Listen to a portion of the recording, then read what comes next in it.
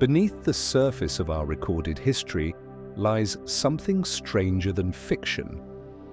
Stories not lost to time by accident, but seemingly swallowed by something deeper. Entire civilizations that left behind no farewell. Artifacts that defy explanation. Technologies that shouldn't exist. Names once spoken by millions, now erased without a trace. We're told history is a chain of facts, a steady march of progress. But scattered across ancient ruins, forbidden manuscripts, and unexplained gaps in the record are silent rebellions against that story. Why did an empire vanish overnight, leaving no record of its fall? How did a map chart lands no one should have known? Who carved impossible symbols into stone before writing was ever invented? These aren't legends or bedtime myths. They are real. Mysteries buried in the margins of history books waiting to be noticed. Tonight, we open the door to what has been forgotten on purpose or by chance. No conspiracies, no fantasy, just the haunting puzzle of what humanity once knew and then somehow lost. So sit back, relax, and let your thoughts drift into the shadows of the past. This is strangely lost history. The mists cling low over the rolling hills of southern England, veiling the landscape in a soft, silvery hush.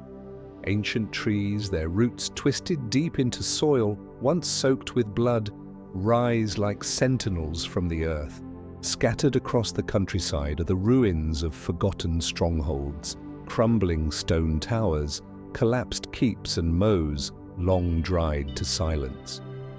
They whisper of a time when the land was not united, but torn.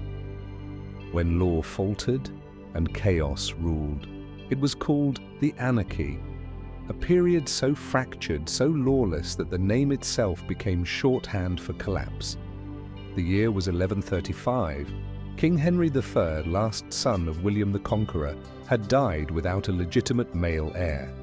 His only legitimate child, Matilda, daughter of a king, widow of an emperor, had been named his successor. But her claim, though backed by blood and oath, was fragile. She was a woman in a world that feared women on thrones, and fear in the wrong hands becomes a weapon.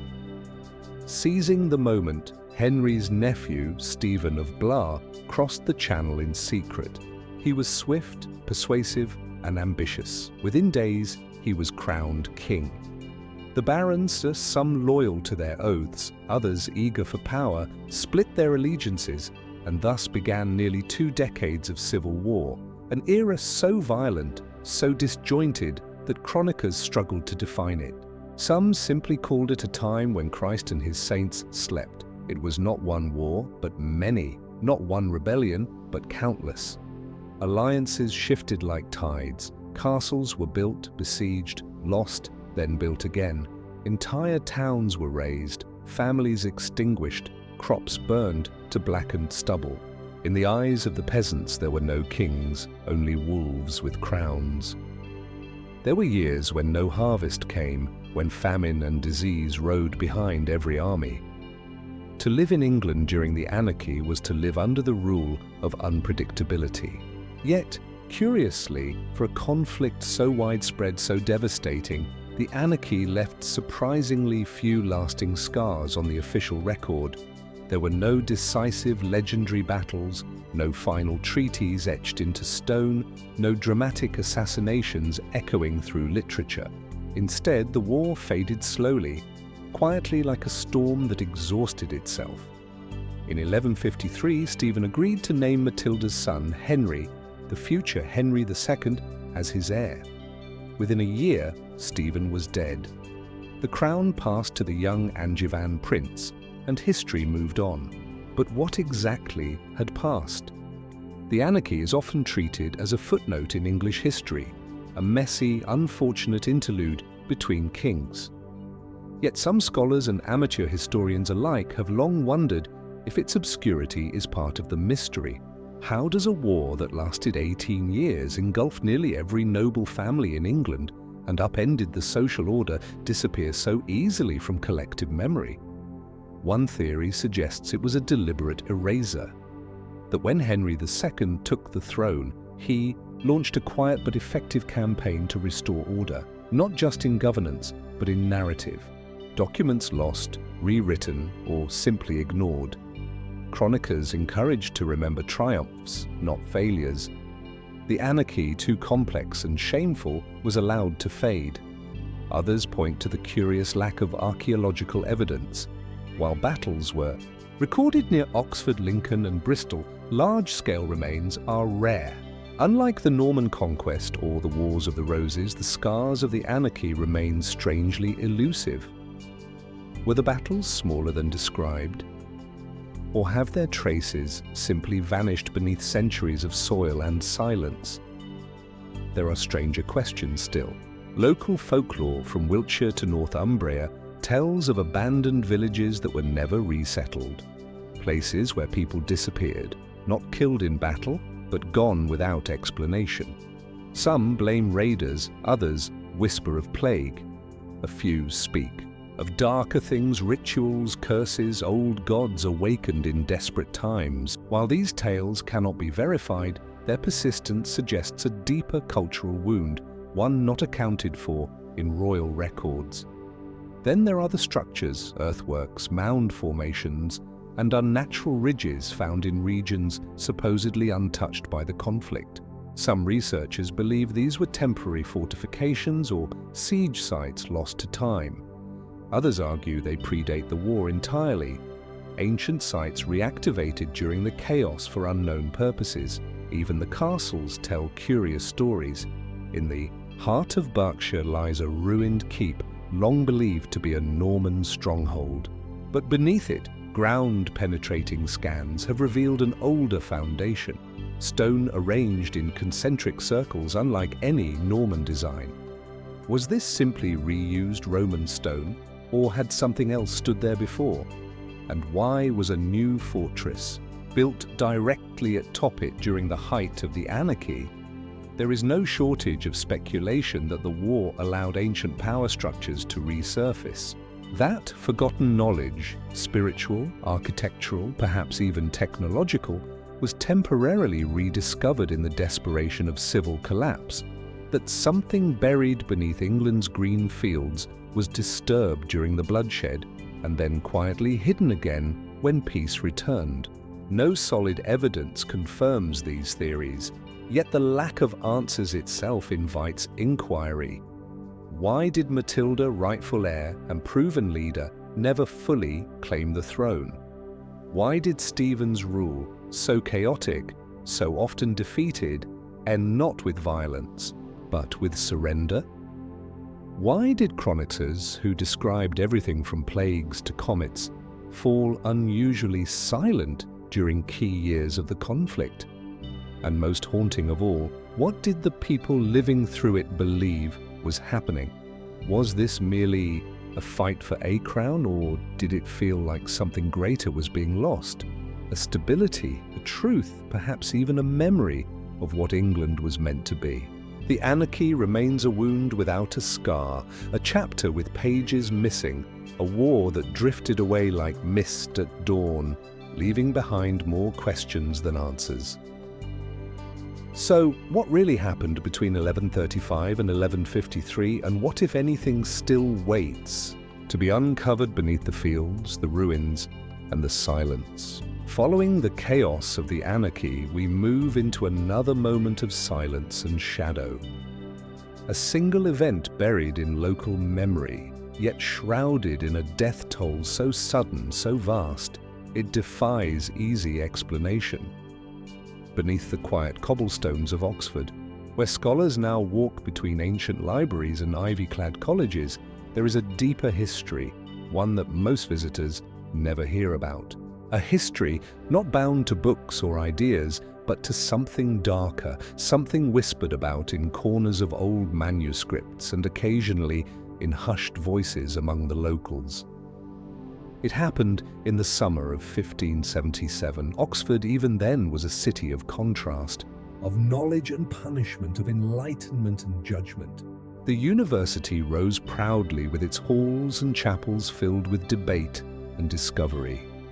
But across the city at Oxford Castle, another kind of truth was unfolding. Cold stone walls, iron-bred cells, and a courtroom that had witnessed countless sentences of death. Justice in its harshest form was routinely handed down there, swift, severe, and final. It was in this setting that a routine assize was held, a session of court as was common in the era, where judges travelled from town to town to deliver the law. The courtroom was full. Prisoners, guards, officials, jurors, townsfolk. As many as 500 people may have been present across the proceedings, and then without warning, death began to spread. Not with the chaos of violence, but with the slow, suffocating creep of illness. One by one, those who had been inside the courtroom began to fall sick. Within days, scores were dead. Within weeks, the number had risen sharply. Some estimates claim over 300 people died as a result of attending the ACIS, including the presiding judge, Sir Robert Bell. There was no fire, no act of war, no visible culprit, just a wave of death that rolled out from the courtroom and into the heart of the city. Contemporary reports were quick to offer explanations. Many believed it was plague. Others pointed to a fever of some kind. The 16th century, after all, was no stranger to sudden outbreaks. England had seen waves of the Black Death, the sweating sickness, and more localized epidemics. Yet the specifics of the Black Assay were odd, even by the standards of the time. The deaths were confined almost entirely to those who had been present in the courtroom. Those outside, the townsfolk who carried on their lives beyond the castle walls, were largely unaffected. There were no rats, no reports of mass illness in surrounding communities. It was as if the courtroom itself had been cursed, poisoned, or somehow infected with something far more targeted. Even more puzzling, the deaths occurred in waves. Some died within days, others lingered for weeks, and a few. Officials known to have been present simply vanished from the record entirely. Some early chroniclers began to suggest other causes. One theory that emerged in the years that followed was of a miasma, a foul air that had built up in the bowels of the castle, perhaps stirred by the summer heat and the press of bodies. Others suspected something had been brought in by the prisoners themselves, an illness they carried unknown to all. But Oxford is no ordinary place. For centuries, it has been layered not only with scholarship, but with secrecy. From the alchemical experiments of the Middle Ages to the esoteric societies of later years, the city has long straddled the line between the rationale and the arcane. It was only a matter of time before the Black Assay drew the attention of more speculative minds. Some suggested a curse, an ancient act of vengeance spoken aloud by a prisoner as judgment was passed. A few stories speak of a man, possibly condemned unfairly, who stood before the court and issued a final furious declaration that all who had condemned him would not leave the room alive. A theatrical tale perhaps, but one that persisted. Other theories, stranger still, proposed that the courtroom had been built over something older, something sacred or profane, that the act of holding court in such a place had triggered a consequence, a reckoning. A few fringe researchers centuries later pointed to geomagnetic anomalies beneath Oxford Castle, claiming disturbances in the Earth's magnetic field could have caused hallucinations, sickness, even death, and then there is the silence. After the event, there was no official inquiry, no wide-reaching investigation, no medical autopsies, as we would expect today. The deaths were quietly attributed to jail fever, a catch-all term for prison-borne illnesses. The records were sparse. The city moved on, but in Oxford, the past is never far beneath the surface. In 1996, during renovations near the castle, workers uncovered skeletal remains that may have dated to the period. Some believe they belong to the victims of the Black Assay. Others are not so sure. The bones were removed, catalogued, and stored.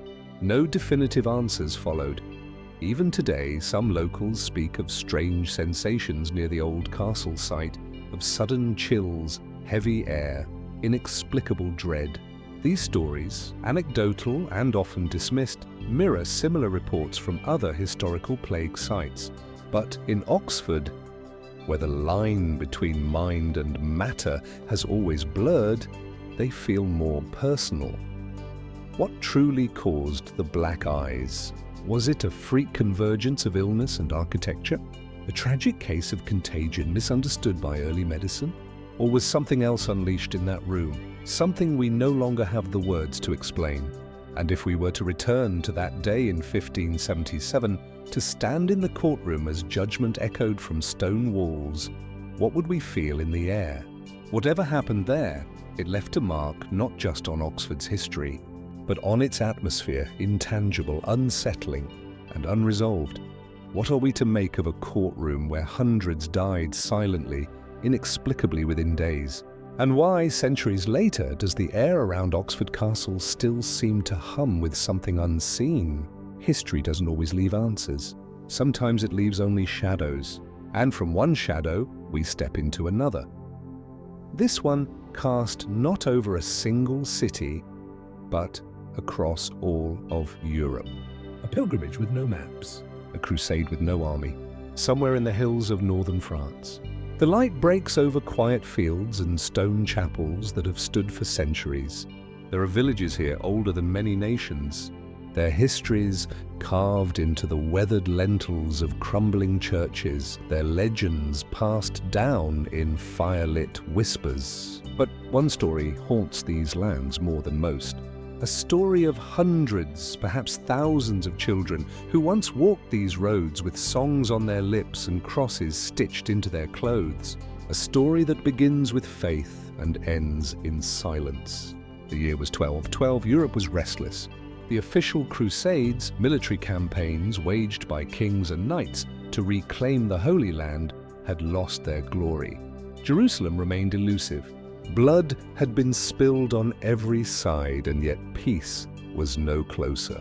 Into this climate of failure and frustration came a new movement, one not born in courts or castles, but in the mouths of children.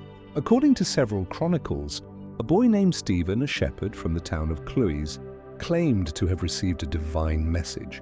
Christ himself, Stephen said, had appeared to him, commanding him to lead a new crusade, not of warriors, but of innocence. Children, he said, were pure. Their faith, untainted by politics and greed, would succeed where kings had failed. The idea caught fire. Stephen began preaching in town squares.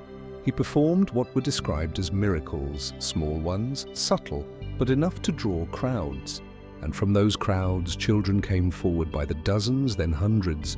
Some estimates claim as many as 30,000 children joined him, though modern scholars suggest the number was likely far smaller. Still, the movement was real. The procession began. They marched south. Accounts tell of a line of children winding through towns and countryside, barefoot or in sandals, clutching wooden crosses, singing hymns. Many were no more than 12 or 13, some were as young as 7. Not all were boys, and not all were children. Some adults, perhaps the poor or devout, joined out of hope or desperation. But the heart of the movement remained unchanged. It was the children who led. Their goal was to reach the Mediterranean Sea. There, according to the legend, God would part the waters just as he had for Moses. They would walk across dry land to the Holy Land. They would reclaim Jerusalem, not with swords, but with prayer. But the sea did not part. When the children reached Marseille, hungry, exhausted, and disillusioned, they faced a world indifferent to their faith. Some turned back, some disappeared, and some, according to the darkest version of the tale, were sold into slavery. 2 merchants are said to have offered them passage across the sea. 7 ships were filled with children. None ever reached the Holy Land. 2 were lost to a storm. The rest, it is said, sailed to North Africa, where the passengers were sold in markets. No names, no records, just a story passed down in grief. That is the legend. But how much of it is true? Historians continue to debate the reality of the Children's Crusade. Some argue that it was not truly a crusade of children, but a movement of the poor, the landless, and the desperate.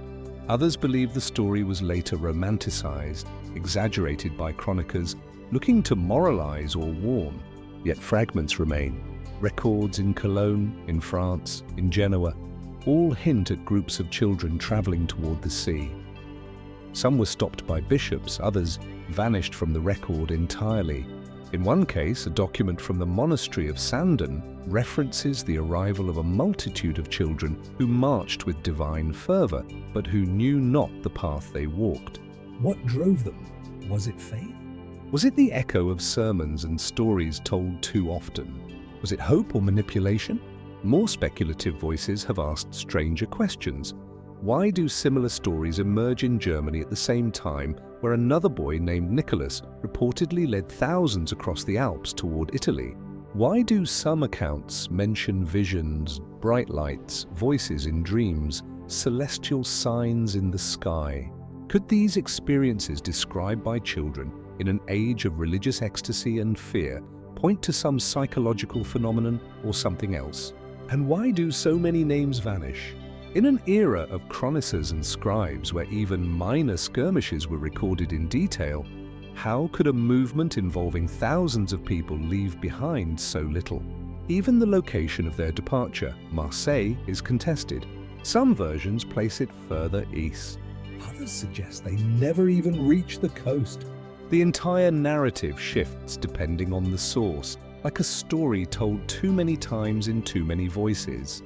And yet it lingers in paintings, in stained glass, in folk tales. The image remains, a long line of children marching toward an unseen promise, their faces raised to the sky, their songs carried by the wind. What did they believe they were doing? Were they guided by faith or by something else entirely? Did they truly expect the sea to part beneath their feet? And if it hadn't, what did they see when they stood on the shore looking out over the waves? Perhaps the Children's Crusade is not a question of fact, but of memory, a collective longing for purity in a time of cruelty or a warning of what happens when innocence is given no protection. We may never know how many walked or how many never came back, but their footsteps, faint as they are, still echo across the old roads of France, leading into a mystery that has never truly ended. What drives children to cross continents with no map, no weapons, and no chance of return? Was it faith or something deeper, more unknowable? History doesn't always whisper its secrets. Sometimes it sings and sometimes it dances. The streets of Strasbourg were narrow then, paved in uneven stones and hemmed in by tall timber-framed houses leaning slightly inward, as if to whisper secrets across the alleyways. It was July of 1518. The air was thick, swollen with summer heat and the heaviness of recent famine. The Rhine flowed sluggishly nearby, and from the cathedral the bells rang out over a population already weighed down by hunger, disease, and fear. And then, on an ordinary morning without fanfare or warning, a woman stepped into the street and began to dance. She moved alone at first. Her name, according to the few surviving accounts, was Frau Troffer. There was no music, no festival, no reason. She simply began to sway and twirl, her arms lifted as if guided by something unseen. Her feet beat against the cobbles with a rhythm only she could hear. At first, people laughed, then they stared, and then they watched in growing unease as hours passed, and she did not stop. By the second day, others had joined her.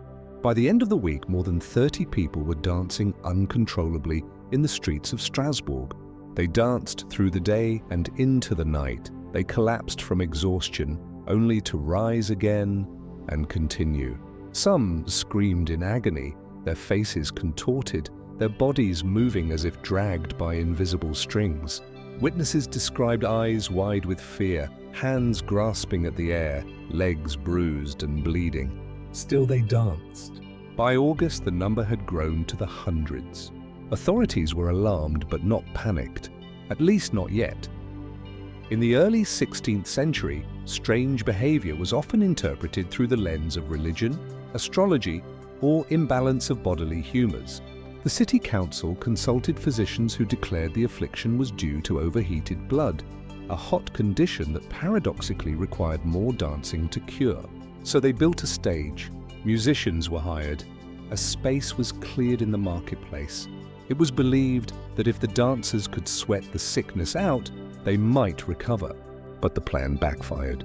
The music only fed the frenzy. People danced harder, longer, more violently.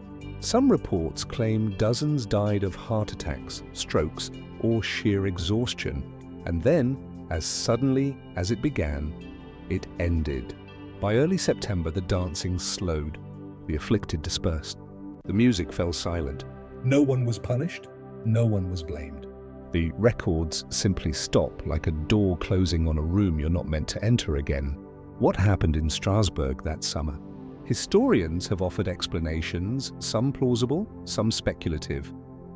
One theory points to mass psychogenic illness, a form of collective hysteria brought on by stress, fear, and desperation. Strasbourg had recently endured a series of catastrophes, failed harvests, rising prices, disease outbreaks. In such a climate, perhaps a single person's breakdown could have spread like a spark in dry grass. Others point to air god poisoning, a hallucinogenic mold that grows on damp rye and can cause convulsions, delirium, and a sensation of burning limbs. It's the same fungus from which LSD is derived.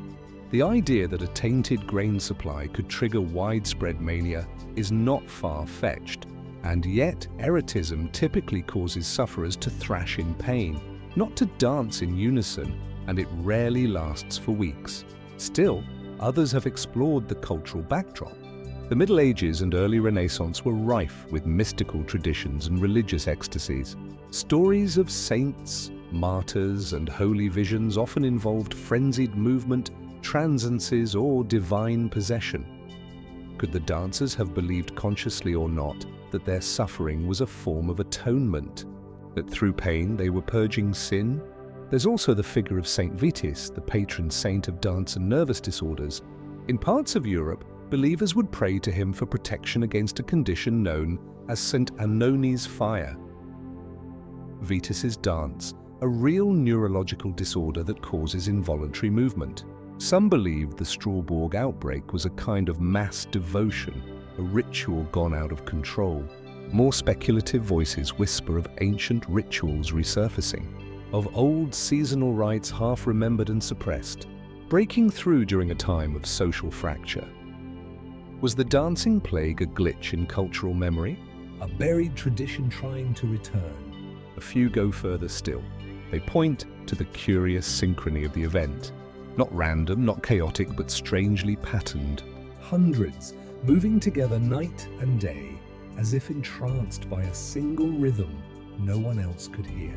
Could it have been a form of trance state induced by something now lost to us? Music, vibration, even environmental frequencies, there is no consensus, no definitive answer. The dancing plague faded from the official records as most unsettling events do.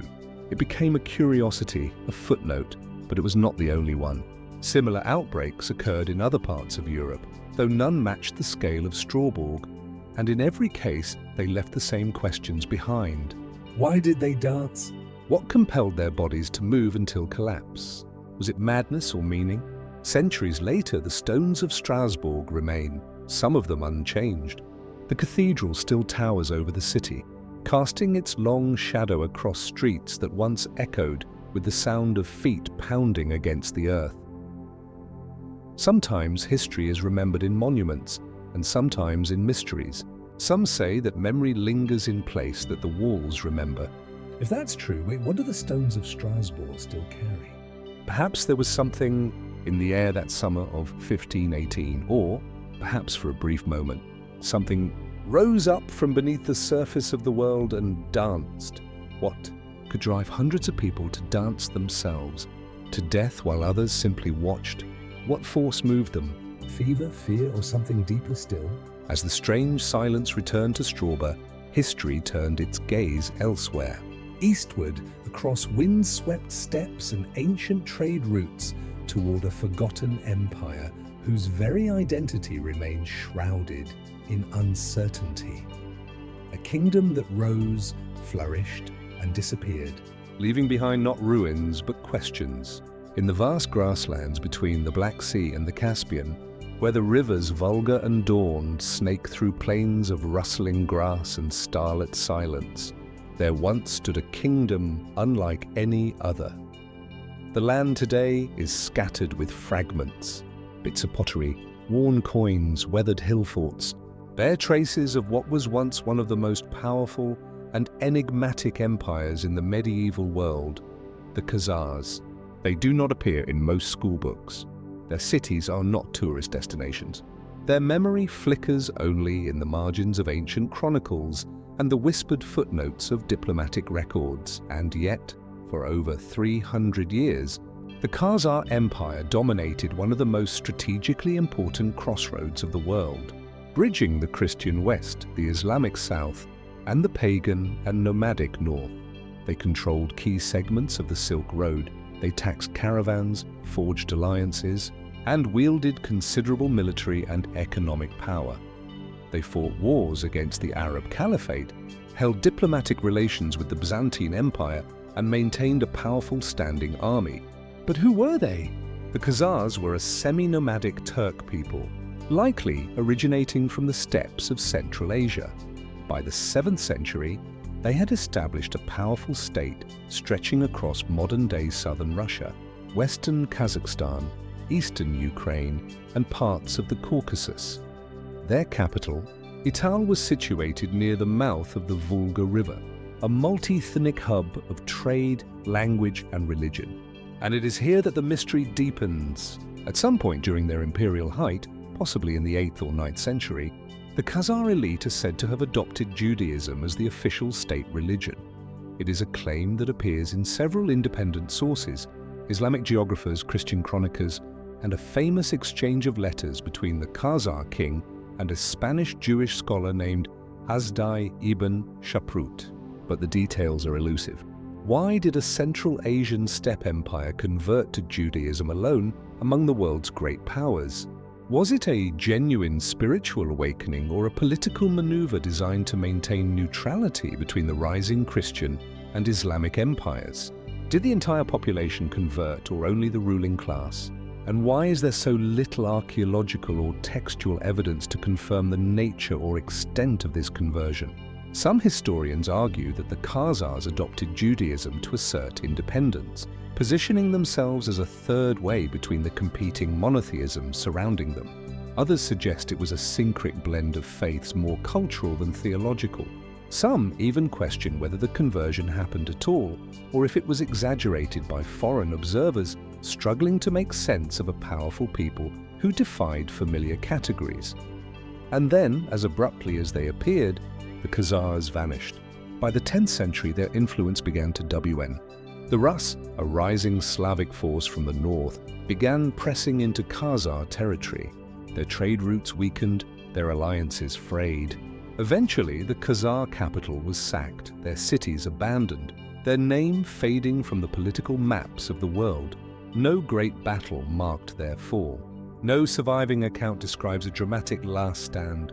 The empire simply dissolved, absorbed, scattered, or lost. What happened to the Khazar people?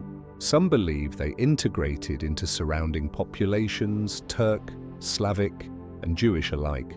Others claim they migrated westward. Here the mystery takes a more controversial turn. In the 20th century, a theory gained traction suggesting that many Eastern European Ashkenazi Jews might be descended in part from Khazar converts. This idea, largely based on the writings of a few medieval sources and championed by thinkers like Arthur Clare in the 13th Tribe, has sparked intense academic and political debate. Most modern genetic studies lean against the theory, finding little to no direct Khazar connection in Ashkenazi lineages, but the question lingers in certain circles, not as fact, but as possibility. Other theories, more speculative still, claim that remnants of the Khazar nobility survived in secret, preserving traditions, language, even knowledge, that never made it into Western records. Some researchers have even gone so far as to suggest links between Khazar refugees and the sudden appearance of Jewish communities in unexpected regions from the Caucasus to the Carpathians, each carrying traces of a lost identity. But evidence is scarce. The Khazars left behind few writings and no known chronicles of their own. Their script, if they had one, has not survived. What we know comes mostly from outsiders, Arab historians. Mostly from outsiders. Arab historians, the sun rises but the light is dim. Not gold, not blue, but grey, cold and lifeless. Across Europe, the Middle East and parts of Asia, the day begins in silence. Crops fail to sprout. The air hangs thick and damp, and when people look up, they see a sky that refuses to shine. This is not the aftermath of battle or the start of winter. This is summer in the year 536, and something has gone terribly wrong. We know about the disasters of Pompeii, we study the fall of Rome, but few events in human history compare to what happened in this single forgotten year. A global catastrophe so severe, so all-consuming, that it plunged much of the world into darkness for nearly 2 full years, and for centuries no one could say why. The Byzantine historian Prupius, writing from Constantinople, described it bluntly. The sun gave forth its light without brightness like the moon during the whole year. Elsewhere, Irish monks recorded a failure of bread. Chinese scribes noted that snow fell in the middle of summer. In Syria, there were reports of famine and plague. Entire harvests failed across continents. Temperatures dropped dramatically, and as the skies dimmed and the world cooled, chaos followed. Famine swept across Europe and Asia. Social unrest surged. In China, crops failed, and the northern Wei dynasty teetered. In Europe, the collapse of food systems paved the way for a new wave of disease. The plague of Justinian, which would go on to kill millions. In some regions, people starved not only from lack of food, but from a world that no longer obeyed the rules of time and season. What could have caused such a global crisis? For generations, historians could only speculate. Was it a divine punishment, a celestial omen, a sign of the end times? Theories ranged from comets to cosmic dust, from distant wars to acts of God, but none could fully explain the scale or timing of what became known as the Dark Year. Then in the last few decades, science began to catch up with mystery. Ice cores from Greenland and Antarctica revealed something remarkable. A sudden, sharp spike in atmospheric sulfate levels around the year 536. This pointed to a massive volcanic eruption, one so powerful that it launched ash and sulfur into the stratosphere, where it lingered for years, blocking sunlight, altering climate, and dimming the skies across the globe. Further studies now suggest the culprit may have been a volcano in Iceland, possibly the Vivertin or Katla system. But it wasn't just one eruption. The ice cores show a second event around 540 and possibly a third soon after. A chain reaction, a global cooling cycle that ushered in what scientists call the late antique Little Ice Age. But even this explanation grounded in data and geology leaves unanswered questions. Why do no local records, no Icelandic oral traditions, no Norse legends mention an eruption of that magnitude? Could it have come from another yet unidentified source in the tropics? Some point to the El Salvador region or the Rabaul caldera in Papua New Guinea. The exact location remains unconfirmed. And then there's the curious matter of how suddenly the darkness spread. If the eruption had been massive but isolated, why did the effects seem to ripple across the globe almost simultaneously? Why did cultures from vastly different regions with no contact between them report not just similar weather but the same eerie dimness, the same apocalyptic tone? Was it only ash and aerosols, or was something else at play? More speculative thinkers have asked whether the volcanic explanation tells the whole story Could there have been a comet or meteor impact, perhaps, over the ocean that left no obvious crater but launched enough debris into the sky to mimic a volcanic winter? Could there have been a solar event, an extreme reduction in solar output, or a cosmic cloud affecting the Earth's climate from beyond our atmosphere? Some even wonder about the fragility of our historical memory. Is it possible that we once knew more about this catastrophe and that those records were lost? Could a natural disaster so massive have also disrupted not just food and health, but entire systems of writing, record-keeping, and cultural continuity? The effects of 536 did not fade quickly. For nearly a decade, the climate remained unstable. Snow in June, famines that lasted for years. Political systems weakened or collapsed. And from that void rose new empires, new religions, new ideas. It was in a sense a reset, not just of temperature, but of civilization itself. And yet few people today know the name of the year. Few are taught that this one moment, silent, skyborne, and nearly invisible, may have altered the course of history more than any war or revolution. The darkness passed, but it left scars in ancient tree rings, in polar ice, in forgotten texts scrolled by frightened hands, and perhaps in some deep layer of cultural memory, a collective echo of the time the sun forgot to rise. What truly happened in the year 536? Was it simply nature at its most violent? Or was it something more, a warning, an omen, or an event whose full scale we still have yet to understand? The sky dimmed, the world shivered, and for a brief, terrifying moment, it felt like the end, but what ended and what began may still lie waiting beneath layers of ash, ice, and silence. The year 536 left the world dimmed and shaken. It was a global catastrophe not born of war, but of sky and shadow. Something beyond control, beyond understanding. And yet sometimes history's darkest moments come not from the heavens, but from within, from people, from fear, and from the silencing of a single voice that dared to illuminate too much. The Mediterranean glistens beyond the white stone harbor of Alexandria, where the wind carries both salt and smoke.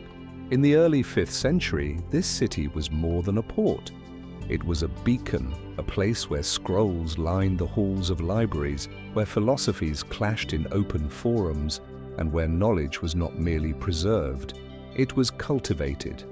Alexandria had once been home to the great library, to generations of scholars, to astronomers who charted the stars and mathematicians who bent numbers into meaning. And among them there was Hypatia. She was a teacher, a philosopher, and a scientist. A woman of letters in a world ruled by men. The daughter of Theon, a mathematician himself, Hypatia rose to prominence not only for her brilliance, but for her clarity of thought, of speech, of principle. She taught in the Neoplatonist tradition, guiding students through the mysteries of geometry, astronomy, and ethics. She drew followers from across the Mediterranean. Pagans, Christians, men in robes of political office and sandals of peasantry alike came to hear her speak. Her classroom was the street, her blackboard the sand, her voice calm and measured. And then she was murdered, not by thieves, not by rival philosophers, but by a mob. In March of 415 CE, Hypatia was dragged from her chariot by a group of Christian zealots. They stripped her, flayed her skin with sharpened tiles, and tore her body apart. Her remains were burned, her name cursed, her teachings buried beneath fear and fury. The official story is a complex one. The city was in political turmoil. Religious tensions between Christian factions and pagan intellectuals had reached a breaking point. At the center of it all was a bitter rivalry between the Christian bishop Cyril of Alexandria and the Roman governor Orestes, a former student and ally of Hypatia. Some say her death was political, that she was perceived as an advisor, perhaps even a puppet master behind Orestes. Others claim it was religious, that her pagan background, her public status, and her influence made her a target in a city shifting rapidly toward Christian dominance. But history often simplifies what it cannot fully understand.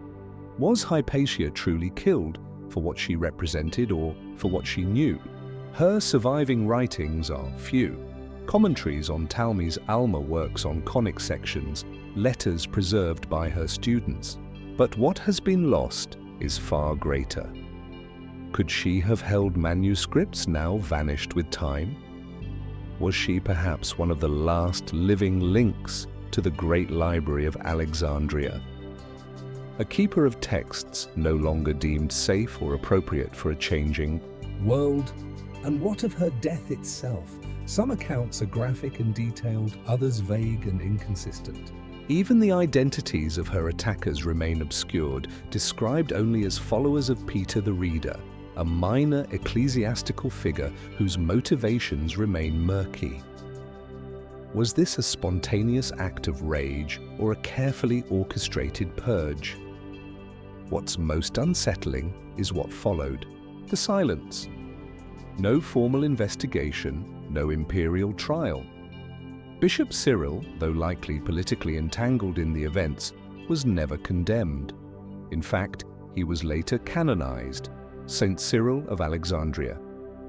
And Hypatia, once a symbol of reason, was transformed in many records into a vague pagan witch or omitted entirely.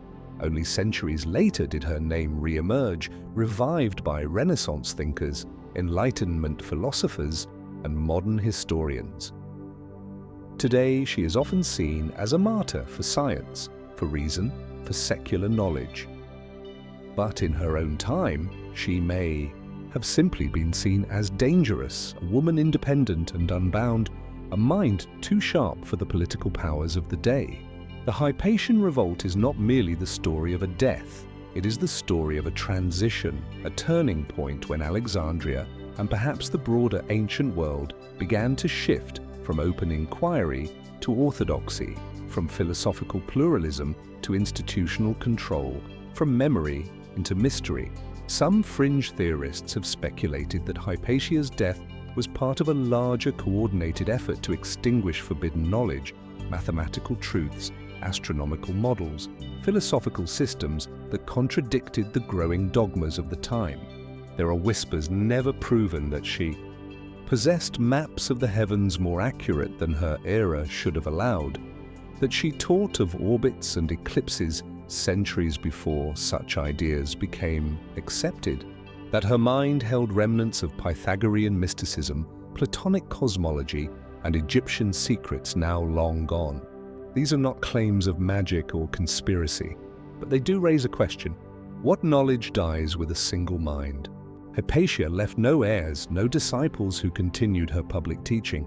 Her school was dissolved, her voice was silenced not just by death but by erasure. And Alexandria, once the shining city of ancient learning, never again held the same intellectual prominence. Today, her story lives in fragments, in letters, in reconstructed texts, in fiction and film. But the truth of who she was and what she might have carried remains a puzzle with missing pieces. Was Hypatia the last guardian of something we have yet to rediscover, or merely a bright light extinguished by the rising tide of her time?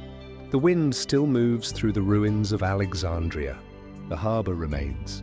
The stones have seen centuries pass, but the questions linger softly, persistently, like waves against forgotten marble. What was lost when Hypatia fell? And what, if anything, still lies hidden in the sands she once walked? The streets of Alexandria once echoed with voices of knowledge, philosophers, mathematicians, seekers of truth. When Hypatia fell, something more than a life ended. It marked a shift, a subtle unraveling of memory. And yet her death was not an isolated moment. Across the world, across generations, other silences began to grow, forgotten, not by accident, but perhaps by design. Imagine walking through the ruins of an ancient city. The columns still stand, weathered but proud. Inscriptions curl across their surfaces, written in scripts no longer spoken. Fragments of pottery lie in the dust, carefully shaped, once functional, now mute. The people who built these walls are gone. But what they knew, that's what lingers. Or perhaps what doesn't, because what's striking is not just the emptiness, but the silence, the gaps. There are entire stretches of time in human history where we seem to know less than we should. Civilizations rise with remarkable sophistication, building monuments aligned with the stars, practicing complex agriculture, designing tools and calendars. And then seemingly overnight, something shifts, not just a fall, but a forgetting. We call it the Great Forgetting. Not a single event, but a pattern, a recurring phenomenon in which vast amounts of human knowledge, scientific, technical, cultural, appear to vanish from the historical record. Some call it a byproduct of war, others the result of natural disaster. But the deeper one looks, the more elusive the answers become. Consider the case of Çatalhöyük in modern-day Turkey. One of the oldest known cities dating back over 9,000 years. Here, Neolithic people built tightly packed multi-level homes entered through the roof. They painted complex murals, they buried their dead beneath living spaces in a way that suggested ritual continuity and social structure. And yet there is no clear evidence of writing, no texts, no lineage of ideas passed forward. The site was abandoned, and the knowledge within lost or looked to Mohenjo-Daro in the Indus Valley around 2500 BCE. It boasted an advanced sewage system that would rival some early modern cities. Gritted streets, public baths, standardized weights and measures. But the script they used, the Indus script, remains undeciphered to this day. And when the civilization collapsed, much of its knowledge went with it, not gradually, but all at once. And what of Antiqua, the Greek mechanism found in a shipwreck off the coast of Crete? A device built in the 2nd century BCE capable of modeling the movements of celestial bodies with astonishing precision. Some call it the world's first computer, and yet, for over 1,000 years afterward, there is no record of similar technology anywhere, no trail of development, as if someone had reached too far ahead and then was forgotten. Could all of these be coincidences, natural cycles of rise and fall, or is there something more at play? The term Great Forgetting first appeared in anthropological circles as a way to describe how early human cultures seem to abandon knowledge, tools, social systems, or religious practices for reasons unclear.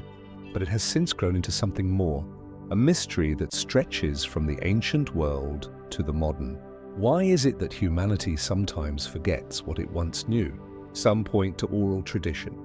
Before writing, knowledge was held in memory, passed down generation to generation through story, song, and ritual. If a community was displaced by war, famine, or natural disaster, that chain could break in a single lifetime. Everything not carved in stone would vanish, not because it wasn't valued, but because it was held too lightly. Others suggest that forgetting is not merely accidental, but intentional. That as power shifts, new regimes often suppress old ideas. Libraries are burned, languages erased, maps redrawn. Sometimes forgetting is a tool of control. We've seen it, the destruction of the Library of Alexandria, the burning of Mayan codices, the state-sponsored suppression of knowledge during totalitarian regimes. Over and over, history shows us that memory is vulnerable not just to time, but to ideology. Still, others turn to more speculative ideas. Could there have been ancient global catastrophes, comets, solar flares, supervolcanoes that reset civilization multiple times, leaving survivors to rebuild without the knowledge of those who came before? Geological records show massive climate events, sudden population drops, unexplained shifts in global temperature. Were these disruptions strong enough to break the line of knowledge entirely? And then there is a deeper, more psychological possibility, that forgetting is built into the human condition. As societies grow, they specialize.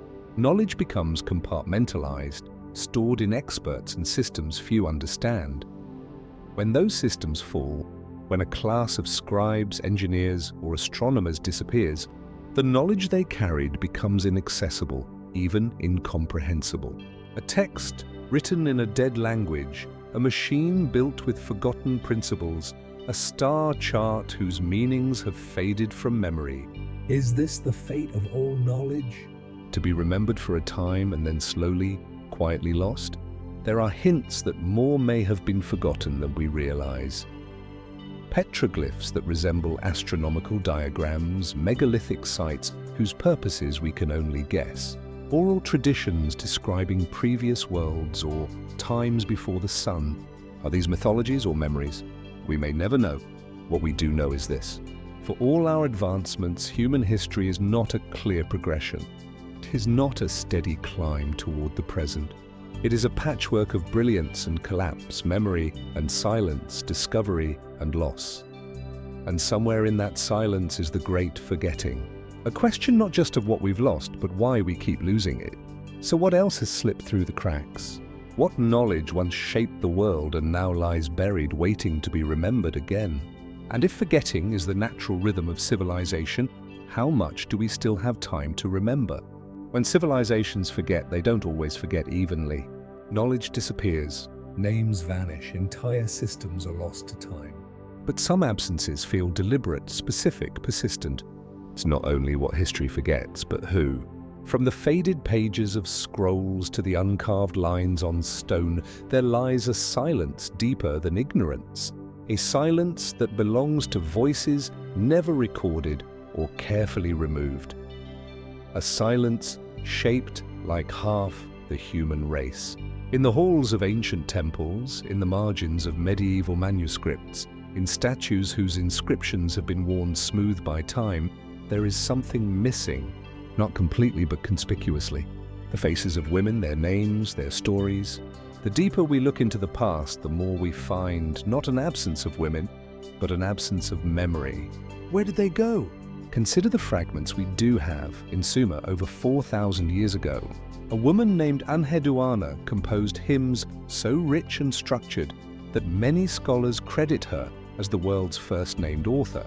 Man or woman, a priestess, a poet, a political figure.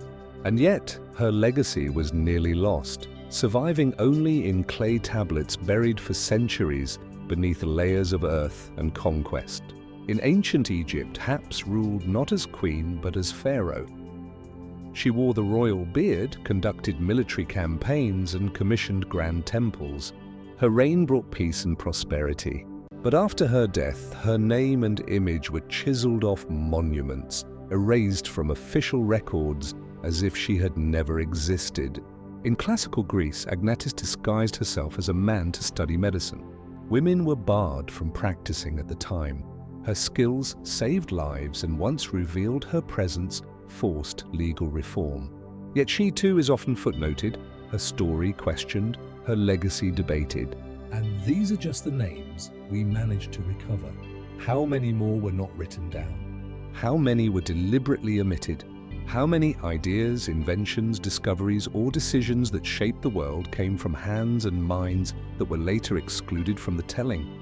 It's tempting to believe history simply overlooked women, but overlooked may be too soft a word. In many ancient societies, the names of kings, warriors, and male scholars were etched in stone, intended to outlast time itself. Women's contributions, when recorded at all, were often attached to men. Daughter of, wife of, consort to. Even when they ruled, they often did so under borrowed titles, wearing the language and dress of men just to be remembered. In some cases, entire histories were revised. When Wetan, the only female emperor in Chinese history, rose to power during the Tang dynasty, she was vilified in later records, portrayed as cruel, manipulative, unnatural. Yet, her rule was marked by reforms, cultural revival, and a flowering of the arts. Her memory was rewritten by those who followed, not erased, but reshaped. Similarly, in medieval Europe, female scholars and mystics like Hildegard of Bingen left vast collections of work, astronomical writings, music, medicine, theology, only to be remembered centuries later, long after their influence had faded from the mainstream narrative. Was it because these women threatened the established order? Because their existence complicated the idea of who held power and why? Some theorists suggest that the erasure was systematic, that during periods of social consolidation, when empires formed, when religions established orthodoxy, when knowledge moved from oral to written form, women's stories were intentionally left out to reinforce patriarchal norms. Others believe it was more subtle, that the mediums of preservation, stone, ink, law, were dominated by men, and so the world remembered what men thought worth remembering. There are stranger theories too. Some fringe researchers point to archaeological anomalies, unusual burials of high-status women in unexpected places, tools or inscriptions that don't match the gender roles assumed for their time. Were these hints of a parallel legacy, one we simply haven't learned to read yet? Could ancient matriarchal societies, once theorized in the 19th and 20th centuries, have existed on a larger scale than previously accepted? Mainstream historians remain cautious, citing limited evidence. But the absence of proof is not always proof of absence, especially in a record so unevenly preserved. And then there is the language itself. In countless cultures, names were passed through male lines, land inherited through sons, titles conferred by fathers.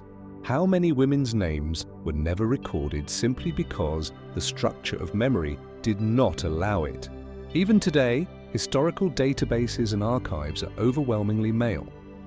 When researchers search records, they often find women categorized under their husbands' identities. They're given names lost to marriage, translation, or transcription. This is not ancient history. It is ongoing, but the silence is not complete. Each year, scholars uncover new documents. Digital reconstructions of faded texts, deciphered letters, hidden signatures beneath old paintings. The recovery is slow but persistent, like a long-lost voice returning syllable by syllable. And as these names re-emerge, a new question begins to form. Not just who was erased, but what ideas were lost with them. What philosophies went unspoken? What scientific insights never left the private journals of women not allowed to publish? What revolutions died in whispers because their authors had no platform to shout? In the great story of humanity, we are missing entire chapters, not because they were never written, but because someone tore them out. And so we are left with ruins, echoes, and questions. What would history look like if all voices had been remembered? What knowledge waits in the margins, in the footnotes, in the unwritten spaces between lines? Perhaps we are only beginning to rediscover what was always there, hidden not in darkness, but in silence. And in that silence, the erased women of history still wait to be heard. The quiet eraser of women from the historical record reminds us that not all loss is physical. Some absences are woven into the very way stories are told, but not all silences are quiet. Some are violent. Some are loud enough to echo across centuries.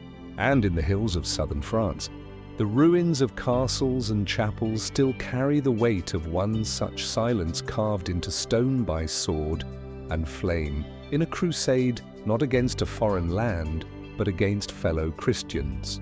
High in the Languedoc hills, where limestone cliffs cradle ancient villages and olive groves shimmer beneath a pale sun, the remains of fortress walls cling to mountain tops like forgotten sentinels.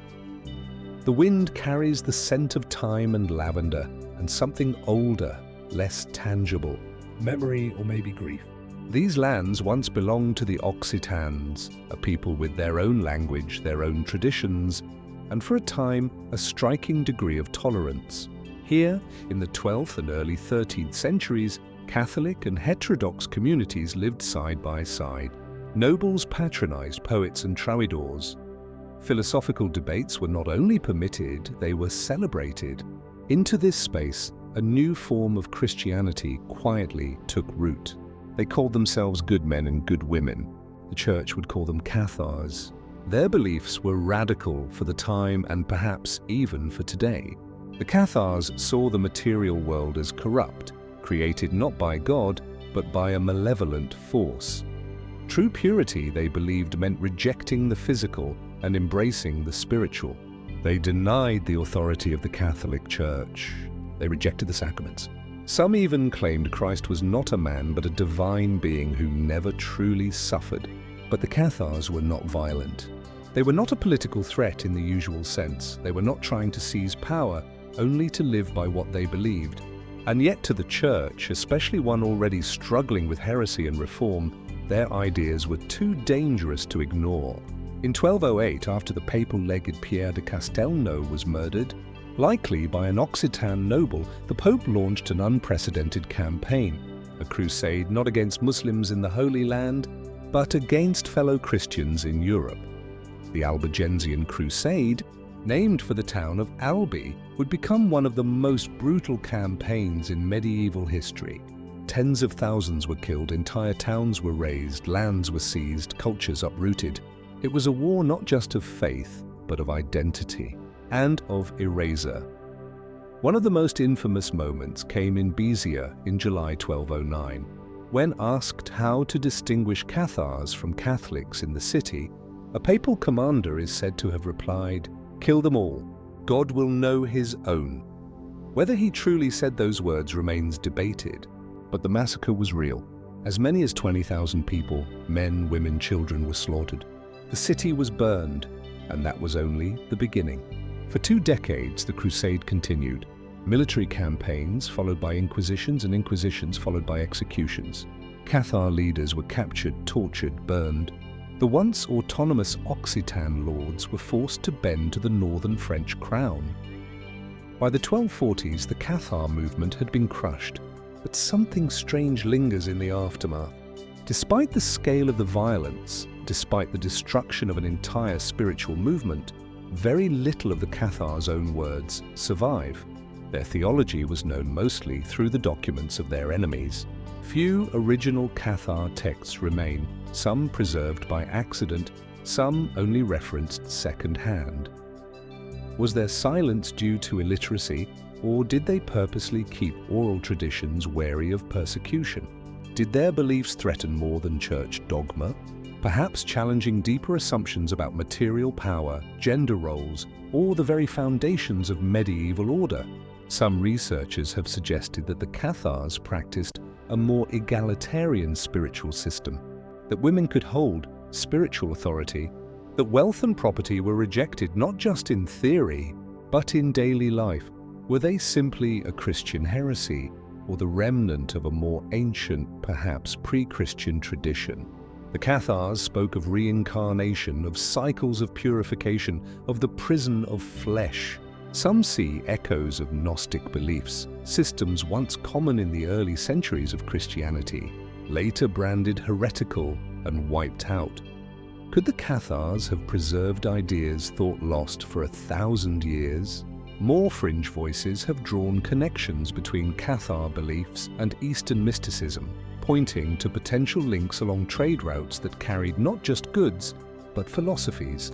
Others speculate that the Cathars possessed esoteric knowledge, perhaps even texts from the early Christian world that had escaped the purges of Rome. The Church's urgency, they argue, was not just about theology, it was about control over hidden truths. Of course, these theories remain unproven, but the mystery remains. Why such complete and merciless destruction? What the Albigensian Crusade truly extinguished may be more than a belief system. It may have been a worldview, one that offered a different relationship to faith, to community, to the very structure of society, a worldview that, if allowed to thrive, might have reshaped medieval Europe. Today, the castles still stand, abandoned, hollowed out by time, their stones weathered, their staircases leading nowhere. In the village of Montguer, where the last major Cathar stronghold fell in 1244, a plaque marks the place where more than 200 were burned alive for refusing to renounce their faith. No great monument, no museum of their memory, just wind, stone, and silence. What did the Cathars believe that was so dangerous it had to be wiped from history? What words did they speak that could not be allowed to echo? And what truths, spiritual or otherwise, might have died with them in the fire? We may never know, but sometimes the scale of the forgetting tells us how powerful the memory must have been. And in the ruins of Occitania, something waits. Not just the ghosts of the fallen, but the questions they left behind. The Cathars were extinguished by fire and sword, their voices reduced to rumor and echo. But not all lost peoples vanished under siege. Some disappeared more slowly, across waves and winds on distant islands where memory is harder to trace. Beyond the reach of crusaders and empires, another culture faded, one that still haunts the stones, the caves, and the mountains of the sea. Off the northwestern coast of Africa, 7 volcanic islands rise abruptly from the Atlantic Ocean. Jagged and sunburnt, suspended between continents, the Canary Islands are windswept and ancient landscapes of black lava rock, pine forests clinging to mountain sides and coastal cliffs that plunge into turquoise sea. Today, they are known for their beaches, their tourism, and their mild climate. But centuries before any European stepped ashore, these islands were home to a people whose origins remain one of the most enduring mysteries of the Atlantic world. They were called the Guanchaises. When Spanish explorers arrived in the 15th century, they were astonished to find people living on the islands who bore no resemblance to the Berbers of nearby North Africa, nor to sub-Saharan peoples, nor to Mediterranean Europeans. The Guanchaises were tall with fair skin and in many cases light-coloured hair. They used no boats and had no written language. They lived in caves, raised livestock, mummified their dead, and practiced complex social customs that baffled the outsiders who encountered them. Who were they and how did they get here? Mainstream historians believe the Guanches were likely of Berber descent, possibly arriving by boat from North Africa sometime between 1000 BCE and the early 1st millennium CE. Linguistic traces and DNA studies suggest a connection to the Amazigh peoples of the Maghreb. But if that is true, why did they forget how to sail? When the Spanish first made contact, the Guanches possessed no seafaring technology. They had no canoes, no rafts, no harbors. Despite living on islands separated by only a few miles, some Guanche tribes had no contact with neighboring islands for generations. In a world surrounded by water, they lived as if stranded. Some theorize that early seafaring knowledge was lost over time, perhaps due to isolation, cultural taboo, or environmental hardship. Others suggest that the Guanches may never have been seafarers at all, but arrived by accident, castaways from a distant shore, carried on ocean currents to a new and final home. But the questions go deeper. How did a people with no contact to the outside world preserve the art of mummification? On the island of Tenerife, archaeologists have discovered carefully prepared Guanche mummies wrapped in animal skins preserved with resin and herbs. The techniques bear striking similarities to Egyptian and Andean practices. Yet there is no direct link, no trade routes, no shared texts, no known influence. And what of their language? Fragments survive mostly through Spanish transcriptions and show clear Berber roots. But there are words and phrases that resist classification, hinting at either a long period of Isolation or influence from unknown sources. They also practiced a form of whistled language still used in modified form today in La Gomera, known as Silbo. It allowed them to communicate across vast valleys and ravines. It's a fully functional complex mode of speech, a whistled echo of spoken Guanche preserved in the wind. Then there is the matter of their religion. The Guanches believed in a supreme deity often associated with the sky and light, and a dualistic struggle between good and evil. Some scholars have drawn comparisons to Zoroastrianism or other ancient Indo-European traditions, but again, no direct link can be proven. Their rituals involved sacred mountains, offerings, and seasonal observances rooted in nature and deeply spiritual yet largely undocumented. What little we know of Guanche spirituality comes from Spanish chroniclers, many of whom saw their beliefs as pagan, primitive, or heretical. As with many indigenous cultures, the lens through which their story was recorded was distorted, colored by conquest, by faith, and by fear. By the late 1400s, the Spanish conquest of the Canary Islands was underway. Fierce battles were fought. Guanche resistance was intense but fractured. Without weapons of metal, without alliances, and lacking a centralized government, they were gradually overrun. And then almost overnight, they disappeared. Not entirely. Genetically, the Guanches live on. Many Canary Islanders today carry Guanche ancestry, but their culture, their language, their belief system, all of it was systematically suppressed, dismantled, or absorbed. Within a century of conquest, the Guanches ceased to exist as a distinct people, or so it is said. Some researchers believe remnants of Guanche culture persist in rural customs, in place names, in oral histories quietly passed down. Others have speculated that the Guanches might not have been isolated at all, but were part of a forgotten Atlantic tradition. Fringe theories propose pre-Columbian transoceanic contact, ancient sea routes that linked Africa, Europe, and the Americas long before Columbus.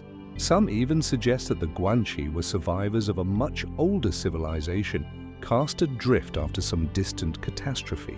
No evidence supports these claims definitively, but their allure endures because the Guanches, like many forgotten peoples, represent a gap in the map, a culture that should have had more connection, more continuity, more memory, and yet remains shrouded in silence.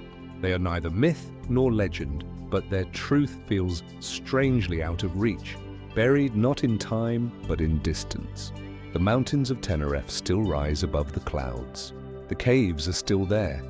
The wind still carries voices across the ravines, and somewhere beneath the surface of volcanic stone lies a story waiting to be told. Who were the Guanches, really? Were they isolated survivors or forgotten inheritors of a deeper past? And what other cultures, silent, scattered, erased, might still be hiding on the edges of the map? On the windswept plateaus of the Canary Islands, the Guanches vanished not in fire or conquest alone, but in quiet erasure, leaving behind echoes, not explanations, but some disappearances leave behind more than mystery. They leave ruins, cities swallowed by time, and entire civilizations buried under the weight of shifting narratives. Far from the Atlantic, in the fertile Nile Delta, one such place once stood, a capital of power, trade, and rule. Now almost forgotten, Avaris in the northeastern corner of Egypt where the Nile branches into its delta and the land begins to dissolve. Into green marshes and soft, silty soil lie the faded remnants of a city, once grand enough to rival Memphis or Thebes. The modern name is Tel El-Laba, but in antiquity it was known as Avus, a city of foreigners, a city of kings, a city of questions. In the second intermediate period of Egyptian history, roughly 1650 to 1550 BC, Avaris became the capital of the Hyksos, a mysterious people who came to rule northern Egypt for nearly a century. Their origins are debated. Their culture was a blend of Egyptian customs and something else, something from beyond the desert, carried in on trade winds, wars, and migrations. To the Egyptians, the Hyksos were outsiders, invaders, usurpers, but the truth may be more complicated. The name Hyksos comes from the Egyptian Hika Kasut, meaning rulers of foreign lands. They were likely a Semitic-speaking people, perhaps from Canaan or the Levant, but they did not arrive as conquerors overnight. Archaeological evidence suggests a gradual migration into the delta over generations. Merchants, laborers, settlers who rose in influence until eventually they seized political power. Avaris was their stronghold. Excavations reveal a city alive with diversity, palatial compounds, rich tombs, warehouses, temples, evidence of foreign pottery, Levantine architecture, and Mesopotamian cylinder seals. Horses and chariots new to Egypt appear here for the first time, symbols of military innovation. The Hyksos may have introduced these elements to Egypt, reshaping its warfare, economy, and diplomacy. But Avaris was more than a military base. It was a cosmopolitan hub, a city of trade and fusion, where Egyptian religion mixed with Canaanite deities and where the boundaries between native and foreign blurred. It was here that Baal shared space with Set, that scripts and symbols crossed borders, and that a new hybridized Egypt briefly emerged, and yet the city was erased. When the Thean dynasty rose in the south and drove the Hyksos from power, Avaris fell. The pharaoh Amos the Fern led a campaign that reclaimed the delta and razed the Hyksos capital. Temples were destroyed, records silenced, and in time, the name of Avaris vanished from Egyptian history. It was only rediscovered in the 20th century. Led by Austrian archaeologist Manfred Beatak, the excavations at Tel al-Daba began to reveal a city that had lain buried for millennia. A city that had not been built, as tradition claimed, by invaders, but by people who had lived there, integrated, traded, and eventually ruled. But the mystery deepens. Among the ruins, archaeologists found evidence of mass graves, hurried burials with signs of trauma. Some believe this may reflect a final desperate battle for the city. Others suggest a plague, epidemic illness sweeping through the crowded quarters. And then there are the abrupt changes in building style, as if the city had gone through phases of sudden cultural shifts. Even more intriguing is the presence of Semitic-style homes built beside Egyptian-style temples. It's not a picture of foreign rule replacing Egyptian identity. It's a picture of coexistence or something more layered. What really happened in Avaris? Was it a conquest from without or a revolution from within? And this brings us to one of the most controversial connections.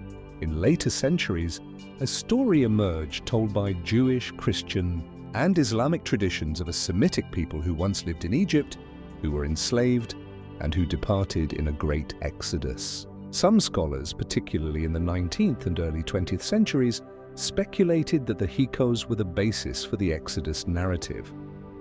Others strongly rejected this idea. Today, the academic consensus leans toward caution.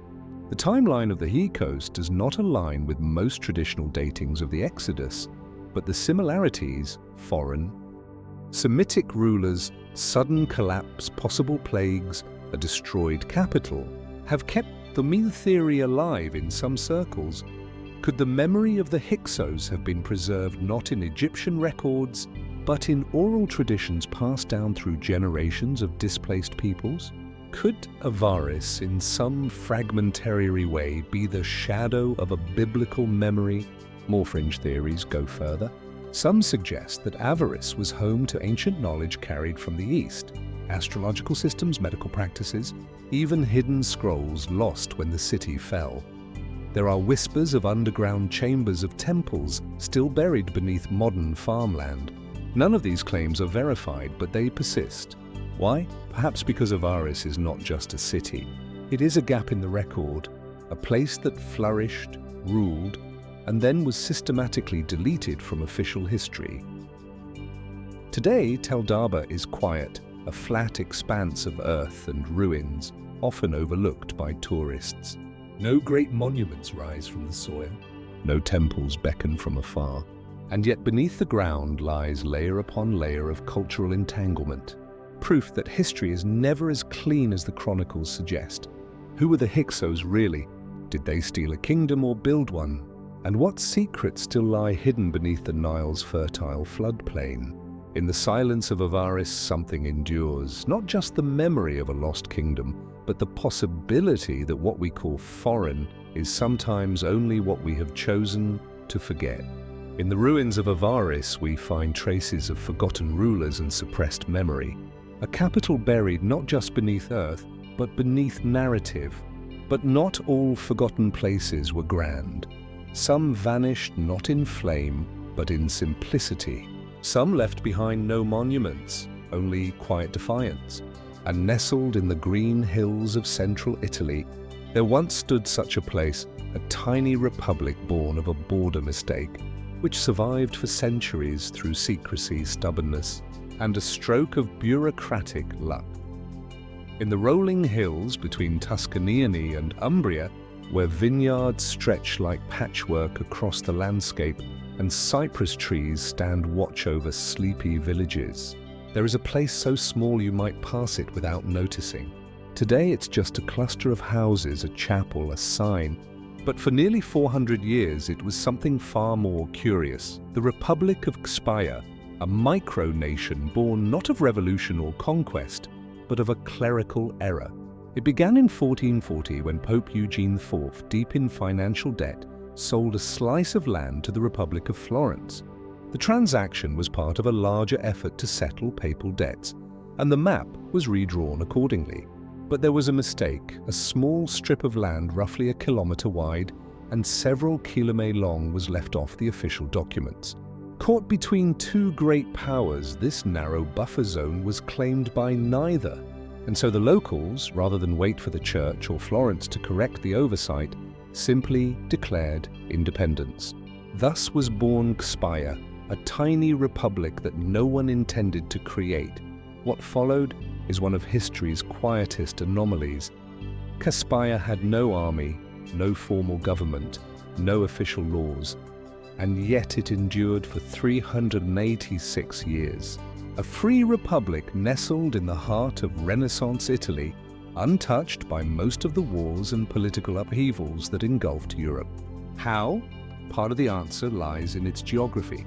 Kspaya was small, obscure, and easy to overlook. The powerful city-states around it, Florence, the Papal States, were more interested in their grand affairs than in policing a handful of independent farmers. For centuries, Kspaya existed in a kind of political blind spot, shielded by its own irrelevance. But the Republic's survival was not just a matter of luck, it also came from adaptation. Kspaya became known for its tobacco cultivation, a practice banned in many neighboring regions under religious or economic restrictions. But in Kspaya, with no pope to issue prohibitions and no duke to collect taxes, tobacco thrived. The Republic became a smuggler's haven. Merchants came quietly from across Italy to buy the contraband crop, fueling a local economy that flourished in secrecy. The phrase perpetua et firma libertas, perpetual and steadfast freedom, became the unofficial motto of Kspaya, a phrase still etched on stones and remembered by locals today. But how did such a fragile place resist occupation for so long? Why didn't one of the surrounding powers simply absorb it? Some suggest that Kspaya's independence was tolerated, seen as a useful loophole, a neutral ground, even a buffer.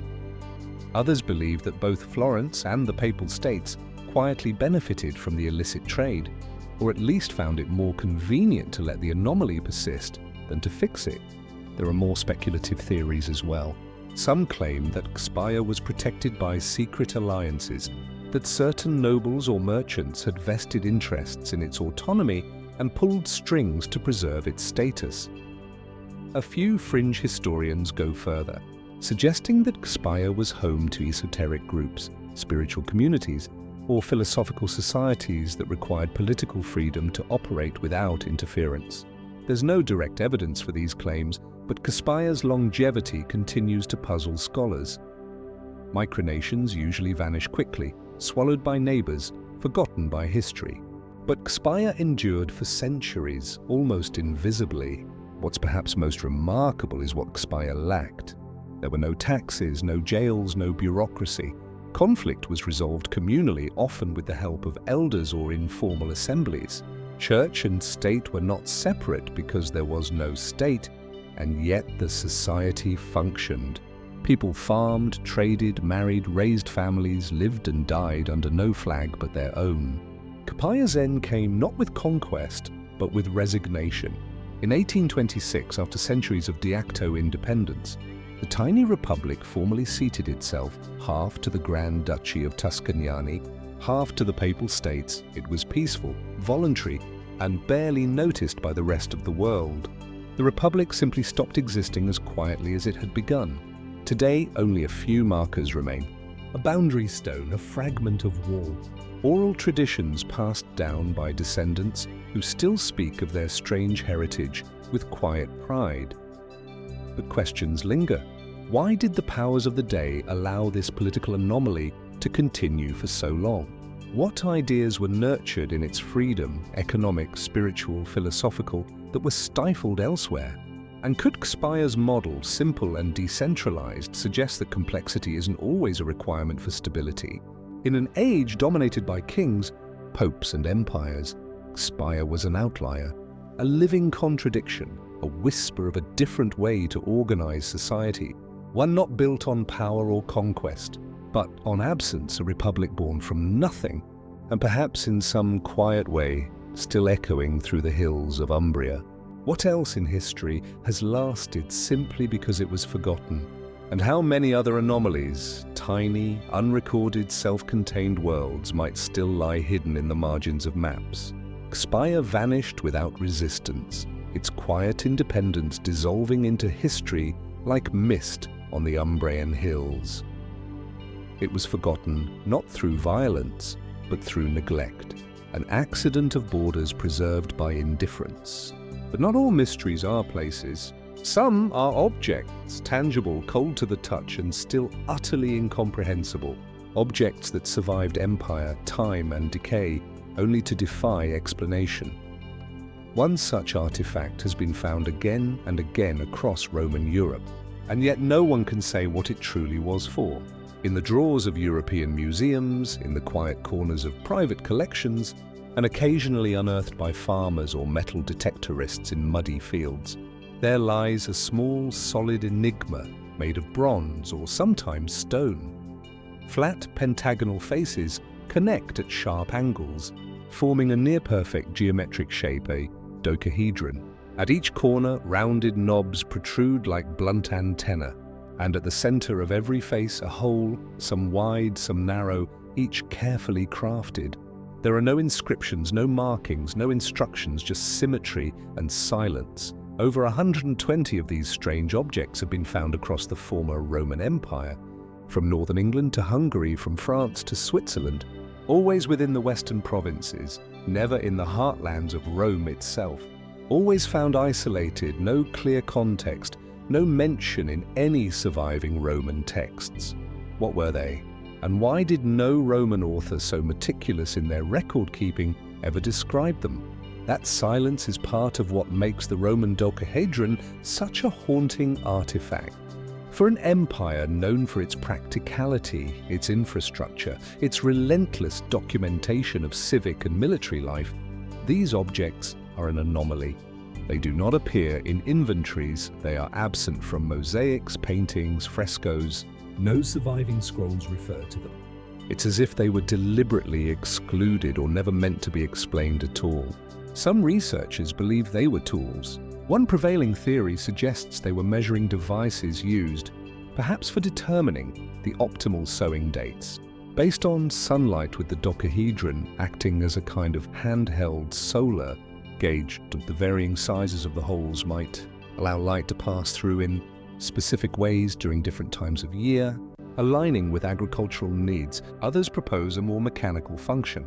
Could they have been calibration tools for artillery or water systems, knitting frames for gloves, candle holders, surveying instruments, or even military signal devices? Each theory comes with its own compelling logic and its own contradictions. Many dodecahedrons have been found in graves or near religious sites, far from places where technical instruments would likely have been used. Their craftsmanship suggests precision, yet no two are exactly alike in size or design. Some have ridged holes, others are smooth, some contain traces of wear, others seem unused, and still the mystery endures. Speculative voices have gone further. Could the dodecahedrons have held symbolic or ritualistic meaning? Their shape, the 12-faced dodecahedron, was associated in Platonic philosophy with the cosmos itself, representing the heavens. In this view, perhaps the dodecahedrons were not tools, but cosmic models, spiritual talismans, or objects used in unknown rites. Some have suggested they were used for divination, held in the hand, light passing through holes, casting shadows or beams that meant something only to the initiated. Could these have been the instruments of a lost mystery cult? Something personal, esoteric, and meant to be hidden from common view. More fringe theories speculate even further. Some propose the dodecahedrons were astronomical calculators akin to a very simplified antithera mechanism used to chart the movement of stars or perhaps to track celestial events important to agricultural or religious calendars. Others believe they had mystical properties linked to early forms of sacred geometry designed to connect with metaphysical forces beyond what we would call science or superstition. And then there are those who entertain more speculative ideas. Still, that these objects may not have been Roman at all, but inherited from an older, forgotten civilization. A memory passed down, not in stories, but in shape. But for all the theories, one fact remains. We still don't know, not definitively, not convincingly. There is something both humbling and haunting about that. In an age of decoding genomes, of scanning ancient texts with multispectral imaging, of uncovering entire cities from space, there remains a small bronze object, cold and unyielding, that we simply cannot explain. Perhaps it was never meant to be understood. Perhaps the meaning of the dodecahedron was private, even sacred, held in the minds of a few artisans or mystics whose knowledge died with them. Or perhaps it was something utterly mundane, a child's toy, a forgotten novelty, a tool so obvious to its users that no one thought to write it down. But the silence it leaves behind is powerful. The Roman dodecahedron reminds us that not all mysteries are lost through fire or conquest. Some are lost simply because no one asked the right question at the right time. Some vanish, not because they were hidden, but because no one thought they needed to be remembered. So what were they? A tool, a symbol, a cipher, a key to forgotten knowledge, or just a riddle with no answer? The truth may still lie buried, waiting to be unearthed, or it may already sit behind museum glass, quiet and complete, its meaning dissolved not by time, but by silence. The Roman dodecahedrons remind us that even in the most well-documented of civilizations, some objects escape definition, resisting categorization, quietly guarding their purpose. But some artifacts challenge more than just our understanding of use.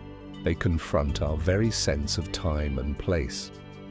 They raise the possibility not only of forgotten knowledge, but of knowledge acquired too soon. One such artifact lies not in stone, but on parchment. A map, faded, fragmented, and still deeply unsettling. It is a single piece of gazelle skin parchment measuring just over 2 feet across, its edges frayed, its colors faded with time. Inked in a meticulous hand, its sweeping coastlines curve in dark green, red, and black, while elegant Ottoman script flows along the margins like whispered commentary. Decorative ships float upon stylized seas. Strange animals, some real, some imagined, roam the margins. And in the center, the coastlines of continents that should not be known. This is the Piri Reis map, created in 1513 by an Ottoman admiral and segrapher named Piri Reis. At first glance, it appears to be a typical early 16th century portal chart. Beautiful, artistic, and speculative, but a closer look reveals its strangeness. The map depicts the western coast of Africa, the eastern coast of South America, and what appears to be the northern coast of Antarctica, centuries before the continent was officially discovered. But how? Piri Reis himself tells us part of the story. In notes inscribed directly onto the map, he claims to have based it not on his own voyages but on older source maps, some of them dating back to Alexander the Great. He references 20 charts and Mapai Mundi, some from Arab geographers, some possibly from the lost libraries of antiquity. And among them, he claims, were maps drawn by Columbus himself, suggesting that secret knowledge guided the Genoese explorer across the Atlantic. And yet, the Piri Reis map shows parts of the world Columbus never saw. It illustrates a detailed eastern coast of South America extending far below the known limits of exploration at the time. It also includes geographical details that suggest a landmass where Antarctica lies, not covered in ice, but depicted with mountains, rivers, and a discernible coastline. Modern Antarctica was not officially discovered until 1820, over 3 centuries later. And more curiously still, the coastline shown on the Piri Reis map does not resemble the ice-covered continent known today, but instead mirrors the subglacial landmass revealed by modern seismic and radar imaging. Could this be a coincidence, a distortion of South America's shape, as some scholars suggest? Or was Piri Reis indeed copying from a far older source, one that recorded Antarctica before it froze? The mainstream view holds firm. The southern part of the map is simply inaccurate. A misinterpretation by Piri Reis of earlier charts distorted by limited knowledge. The strange southern coastline, some argue, could be a mirrored continuation of South America or a mythical addition, common in early seagraphy where the unknown was often filled with guesswork and imagination, but others are not so sure. In 1960, US Air Force captain and seagrapher Charles Hapgood proposed a radical theory. In his book, Maps of the Ancient Sea Kings, he suggested that the Piri Reis map and others like it were based on ancient, highly advanced source maps, possibly made by a lost civilization with seafaring and surveying capabilities far ahead of their time. According to Hapgood, the map shows Antarctica's coastline as it would appear without ice, a condition that, based on geological evidence, may not have existed for over 6,000 years. This would imply the map source materials predate known civilizations capable of such exploration. Hapgood's work caught the attention of none other than Albert Einstein, who wrote a forward expressing cautious intrigue about the implications. And yet no original map older than the Renaissance has been found to support this theory. No physical evidence of an ancient globe-spanning culture with advanced calligraphy has surfaced. Could the map simply reflect an extraordinary cartographic tradition now lost? Could ancient mariners, perhaps Phoenician, Carthaginian, or even Egyptian, have charted more of the world than we give them credit for? And if so, where are the records, the logs, the instruments? Or was it merely a Renaissance curiosity assembled from inconsistent sources, creatively interpreted, and now read too literally by modern eyes? Adding to the intrigue is the map's partial survival. The Piri Reis map we know today is only a fragment, just the western third of the original world map. The remaining sections are lost. Were they destroyed, hidden, or perhaps still waiting in some forgotten archive?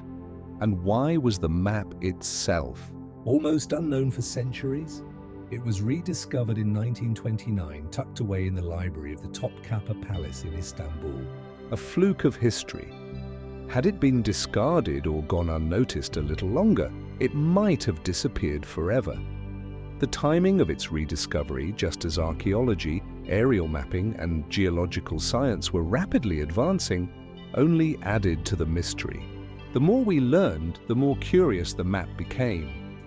Was Piri Reis simply compiling legends or preserving the faint echo of a knowledge older than we can imagine?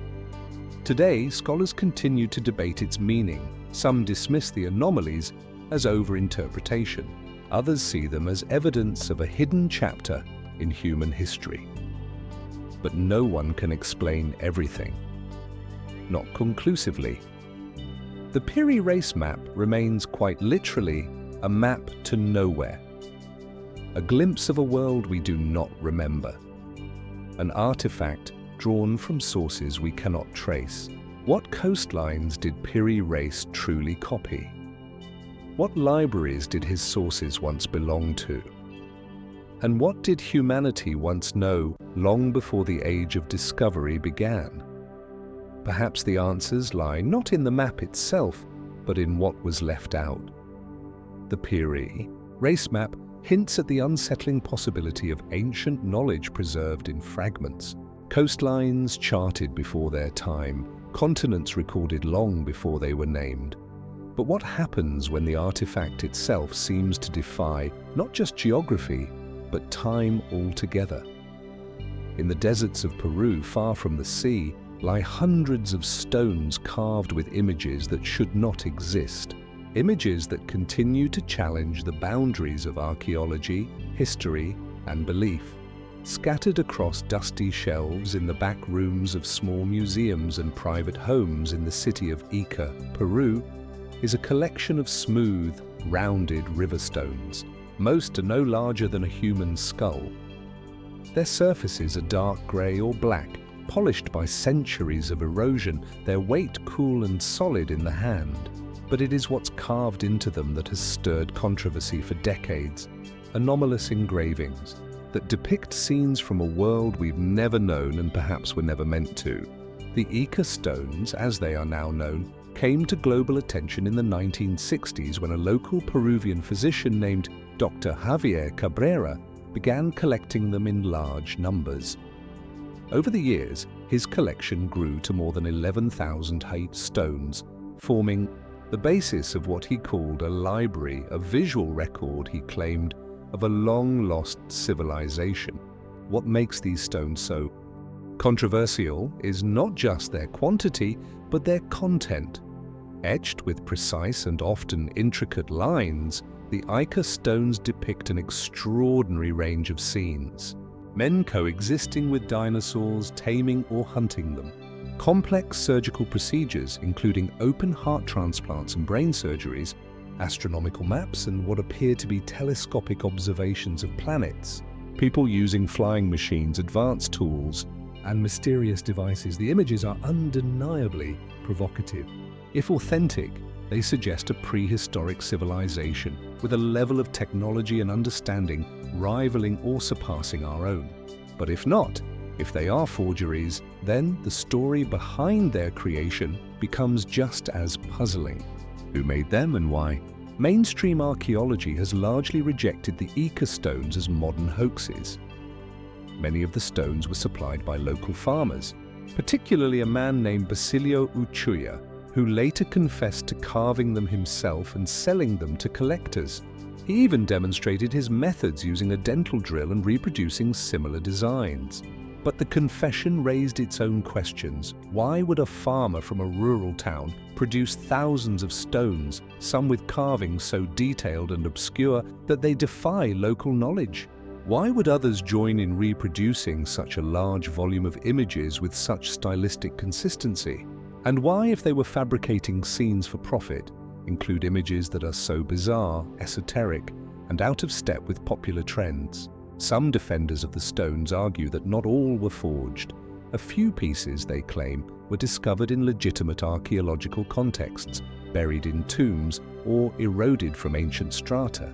Others point to the presence of oxidation in the grooves of some stones, suggesting that at least a portion may be genuinely old, their engravings weathered by time. But age is not the only mystery. The themes depicted on the stones have no known parallel in pre-Columbian art. Peru, with its rich Inca and pre-Inchinca history, has left behind murals, pottery, and textiles, none of which contain imagery of dinosaurs, advanced medicine, or aircraft. If the stones are authentic, they represent a culture entirely unknown to mainstream history. And if they're not, why does the illusion feel so persistent? There are deeper, more speculative theories. Some suggest the EA stones are remnants of Atlantean knowledge, artifacts from a civilization lost not just to history, but to memory itself. Others believe they were created by survivors of an ancient catastrophe, recording what they could in stone before their world was swallowed by time. A few voices propose extraterrestrial influence, claiming the imagery represents not our past, but encounters with beings beyond Earth.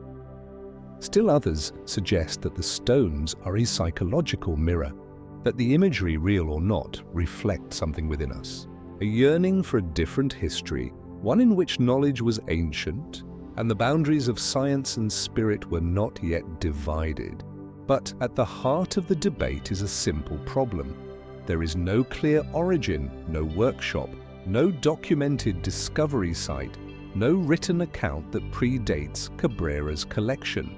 The Ica stones arrived not in excavation logs or scholarly reports, but through back doors, word of mouth, and desert rumors. And so they remain suspended between categories, too strange to be accepted, too persistent to be forgotten. Even if the majority are hoaxes, what of the few that seem weathered, aged, or unearthed in plausible contexts? What about the scattered reports of similar stones found decades earlier before the boom in tourism and collector interest? Could there have been a seed of truth long buried and then embellished by modern hands? And if so, what was that seed? The Ica stones ask more questions than they answer. They challenge the linear view of history, the idea that civilization began at a fixed point and advanced steadily forward. They invite us to consider the possibility that knowledge, like memory, may come and go, surfacing in unlikely places only to disappear again. Were the Ica stones ever meant to be found? Are they the last echoes of a forgotten science, or the first whispers of a fiction too elaborate to untangle?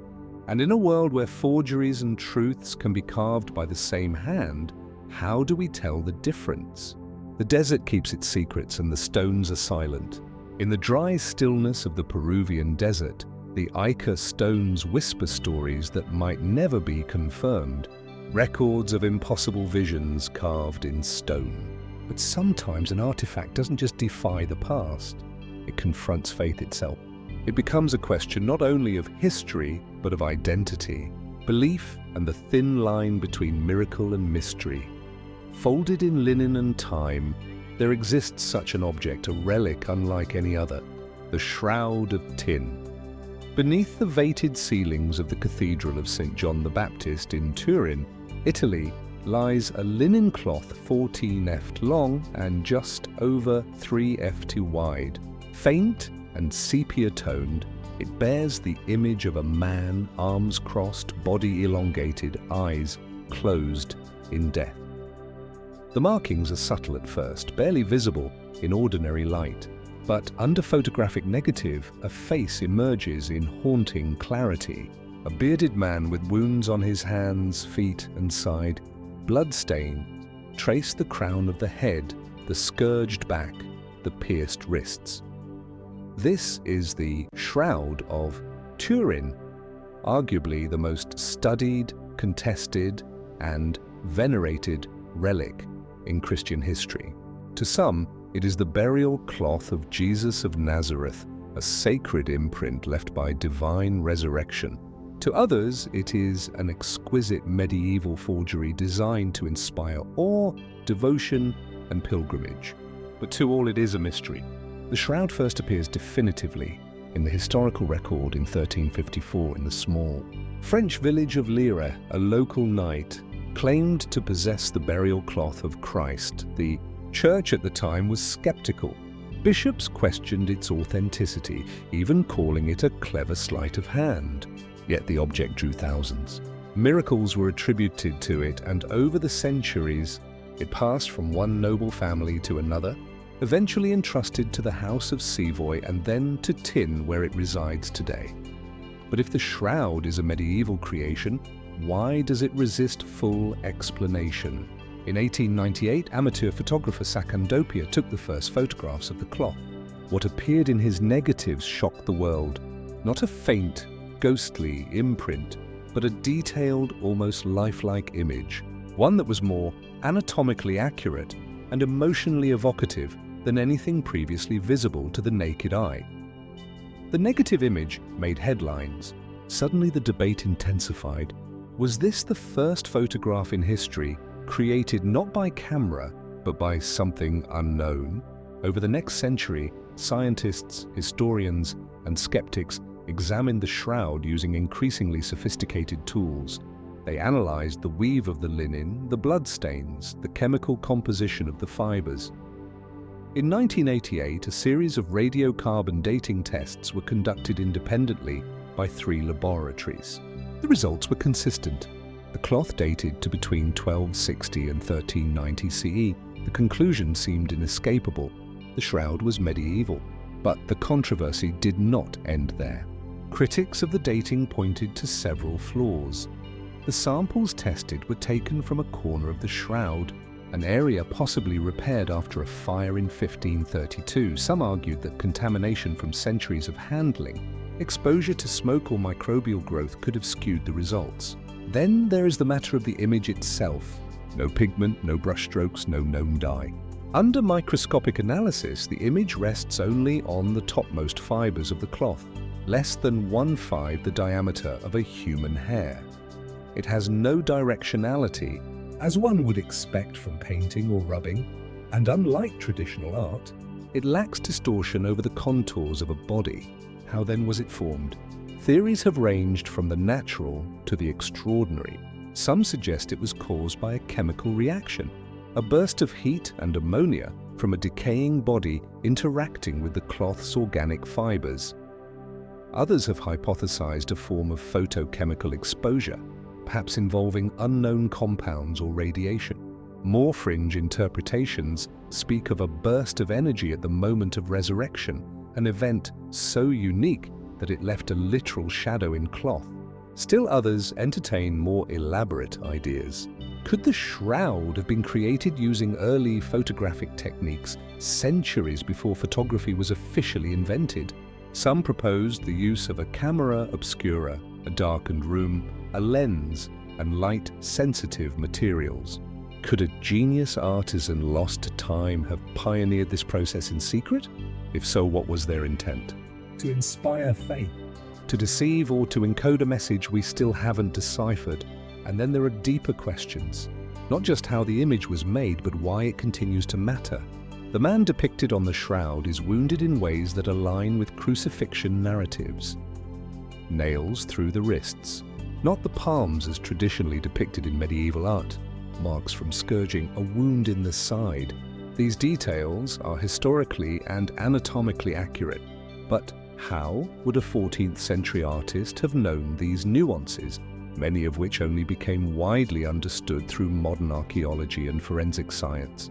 Even more curiously, pollen grains found on the shroud suggest that it may have traveled through the Middle East, including regions of modern-day Israel and Turkey. Some researchers claim the fabric's weave matches those used in 1st century Palestine. Others argue that these findings are inconclusive or the result of later contamination. And yet the questions persist. If it is a fake, well, why is it so unlike anything else from its time? Why go to such intricate lengths to create an image that would not even be visible until the invention of photography centuries later? If it is real, how did it survive? And why was its existence not recorded earlier? What is the origin of this image? Not just physically, but symbolically. Is the Shroud of Tin a relic of the divine, a work of genius, or a beautifully constructed enigma meant to test the boundaries of our belief? We may never know. But in its silence, in its contradictions, the shroud continues to speak across centuries, cultures, and convictions. It invites not only scientific inquiry, but personal reflection. It asks us to consider what we believe and why. Is it a forgery, a miracle, a mystery, waiting for the right light to reveal its truth? Perhaps the answer is not in the cloth itself, but in the space between faith and fact. The Shroud of Tin continues to perplex, an image suspended between science and faith, defying time and explanation.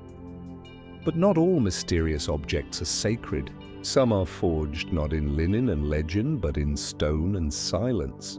Deep beneath the earth, in layers older than humanity itself, lie artifacts that should not exist.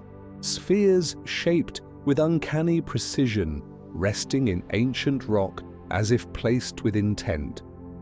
And yet, they were never meant to be found. These are the Clark spheres.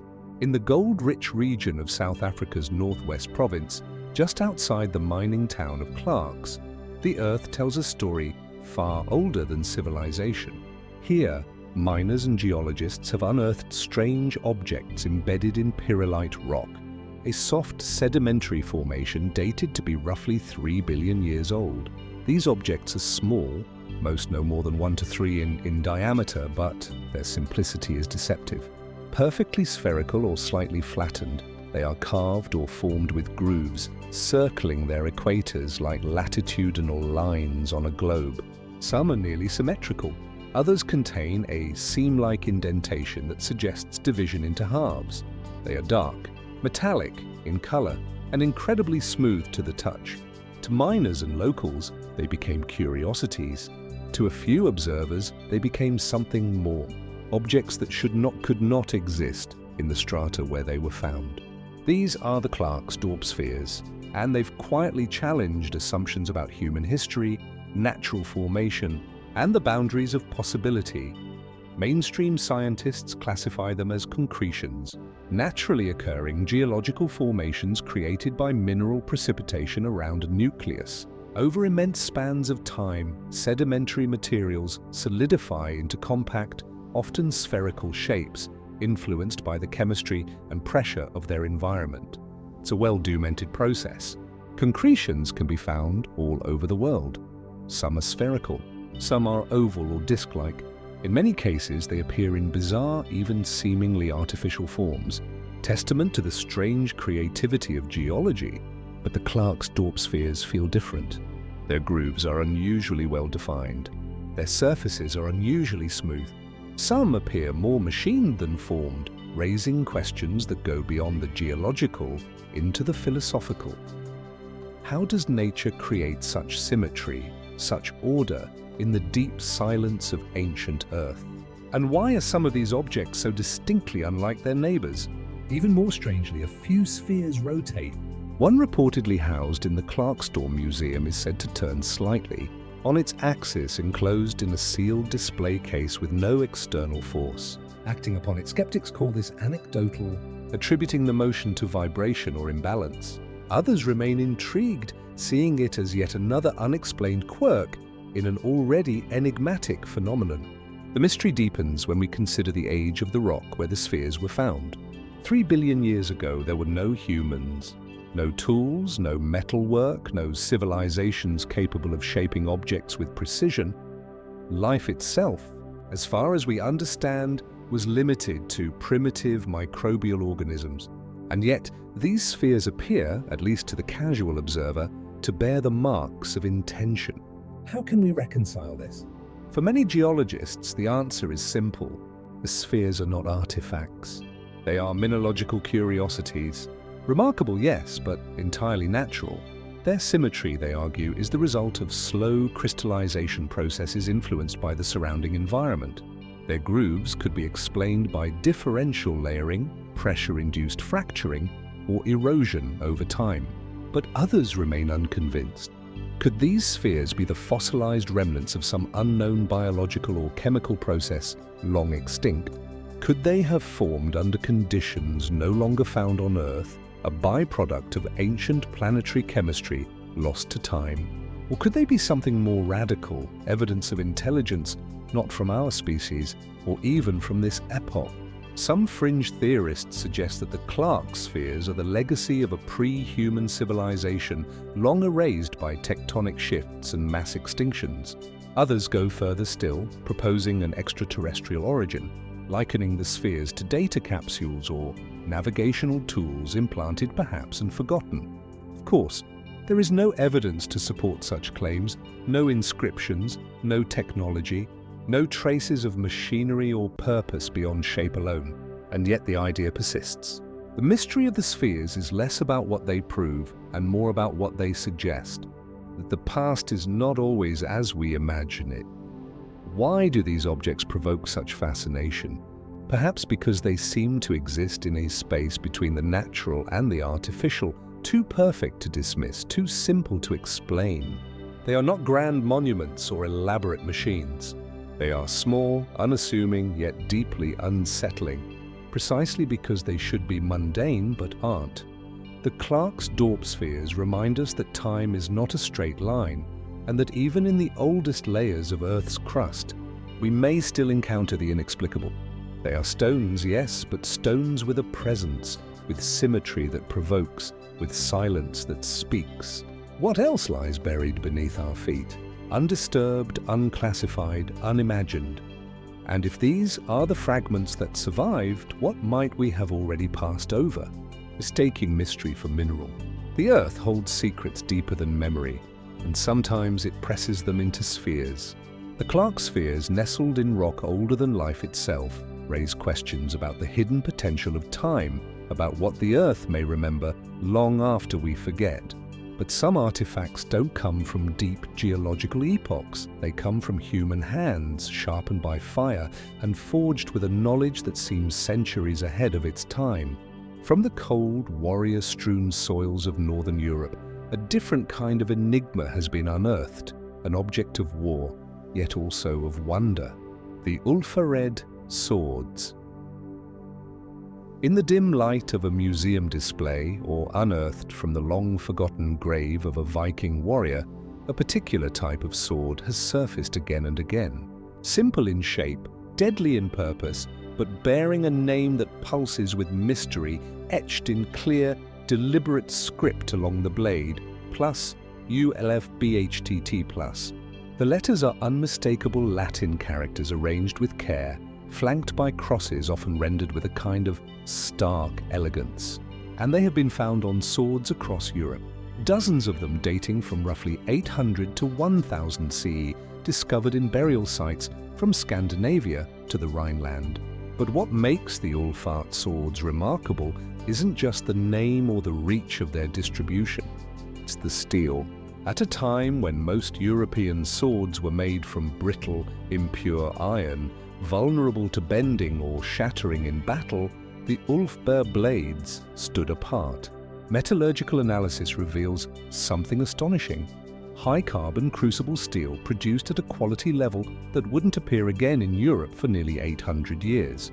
This type of steel, uniform in structure, low in impurities and capable of holding a razor edge, was closer in composition to the famed Damascus steel or even modern industrial steel. It required extraordinary heat, control, and techniques that, as far as we know, should not have been available in Europe during the early Middle Ages. So where did it come from? The Ulfart swords are often attributed to Frankish origin, likely produced in or around what is now Germany. The name Ulbert may refer to a family, a master swordsmith, or even a monastic forge. Some scholars believe it was a trademark of sorts, a signature of quality in a time when brand and blade could mean life or death. But here the mystery deepens. Not all Ulfart swords are the same. Some are made with true high-quality steel. Others are crude imitations bearing the same inscription but made from far lesser materials. Misspellings like perplexing or Solbert T+ suggest that the name itself became so valuable it was forged as often as the blades were. Was Ulbert a person, a lineage, a guild? And more intriguingly, how did the true Ulfid swordsmiths acquire the knowledge and materials to produce such steel? In the known world of the early Middle Ages, only one region was reliably producing crucible steel: Central Asia, particularly in areas that are now part of Iran, Turkmenistan, and Uzbekistan. Their technology likely inherited and refined from earlier Indian steel, making techniques known as wood steel was far ahead of European capabilities. This leads to one possibility. The steel used in true Ulfid swords was imported, brought along ancient trade routes like the Silk Road, or passed westward through Viking trade networks which stretched surprisingly far. The Vikings, though raiders, were also traders, venturing deep into the rivers of Russia, reaching the Black Sea, and making contact with the Islamic world. Could it be that this elite steel was sourced from the East, then forged into weapons in Frankish workshops? If so, that raises further questions. Why are these swords so rare? Fewer than 200 have ever been discovered. Why are they clustered around elite burials and often associated with high-status individuals? And how did knowledge of their creation disappear only to resurface centuries later with the Industrial Revolution? Or could there have been something more secretive at play? Some speculate that the Ulf blades were the product of lost metallurgical knowledge inherited from Roman or even pre-Roman smithing traditions and preserved in isolation, perhaps by monastic orders or specialized smithing guilds. In a time when literacy and craft were often guarded closely, could these sword makers have kept their techniques hidden, passing them down only to trusted apprentices? More speculative theories suggest that the swords were ritual objects imbued with sacred or even mystical significance. The symmetrical crosses bracketing the name plus Ulft plus have led some to propose that the swords were seen not just as tools of war, but spiritual weapons forged in the name of God or under divine inspiration. Were they believed to carry protective power? Were they offerings, symbols of legitimacy, power, or purity in a world where the sword was not only a weapon but a sacred bond? And what of the imitations? Their existence suggests that demand outpaced supply, that the Ulfeard name had in its time become synonymous with excellence, so much so that lesser smiths tried to replicate the prestige even if they could not match the quality. But today we are left with little more than fragments. The real Ulfert, if he or they ever existed, left no written records, no manuals, no surviving workshops, just steel rusted with age and a name carved into metal. A name that travelled far beyond what should have been possible for the time. Was Ulbert a lone genius, a forge lost to time, a hint of a global knowledge network far older than we've acknowledged? Or were these swords simply rare miracles of circumstance, perfect storms of material, method, and mystery? The Ulfert swords remain as cold and silent as the graves they've been pulled from. But in their strange perfection, they challenge our assumptions about what was possible, about what was known, and about how much of history, like steel and fire, has been shaped, hardened, and then forgotten.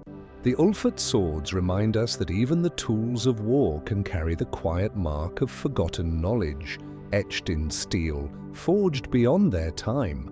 But not all relics are weapons. Some speak to a deeper, more celestial understanding, one not born of conquest, but of contemplation. Beneath the forests of central Germany, buried in darkness for over 3 millennia, an ancient object was unearthed, one that suggests a relationship with the stars long before the written word. It is known simply as the Nebra sky disk. It is a circle of metal no larger than a dinner plate. Rough oxidized bronze marked by the slow corrosion of centuries. Yet embedded in its surface, still gleaming faintly, are shapes of gold, delicate, deliberate, and precise. A crescent moon, a round golden sun, or perhaps full moon. Scattered dots like a spray of stars, an arc curving along one edge, another along the other.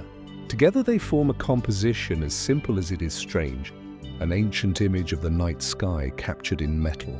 This is the Nebra Sky Disc 9 by 2 illegal treasure hunters near the village of Nebra in Saxony-Anhalt, Germany. Buried beneath the forest floor alongside bronze swords, axes, and bracelets, it was initially dismissed as too fantastical to be real, and yet, as scientists and archaeologists studied it, a consensus began to emerge. The disc was authentic and it was old. Radiocarbon dating of the surrounding. Artifacts along with soil analysis places the Nebra Sky Disk at roughly 1600 BCE, over 300-600 years ago. That places it squarely in the European Bronze Age, a time before written language in the region, before cities, before centralized kingdoms. And yet the disc suggests something far more advanced. The gold symbols are not random. The cluster of dots near the center appears to represent the pleats, a star cluster known and revered in ancient cultures across the globe, from the Maya to the Greeks to the Japanese. The arcs along the sides correspond with remarkable accuracy to the angle of the sunrise and sunset during the solstices at the latitude of Nebra. The disc, in short, may have functioned as a cosmological instrument, a way to track the movements of the heavens, to understand the passage of time, to mark the sacred rhythms of the earth and sky. But how? How could a culture with no written language, no known scientific institutions, and only rudimentary tools have created such an object? The craftsmanship is notable. The gold was likely sourced from the Carpathian Mountains. While the bronze used in the disc shows signs of sophisticated alloying, copper mixed with a precise proportion of tin. The artisans who made the disc understood metallurgy, celestial cycles, and geometry. But their names, their language, their society, all are lost.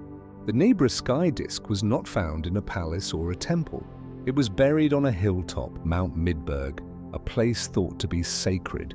Some scholars believe it was a ritual deposit, an offering to the gods.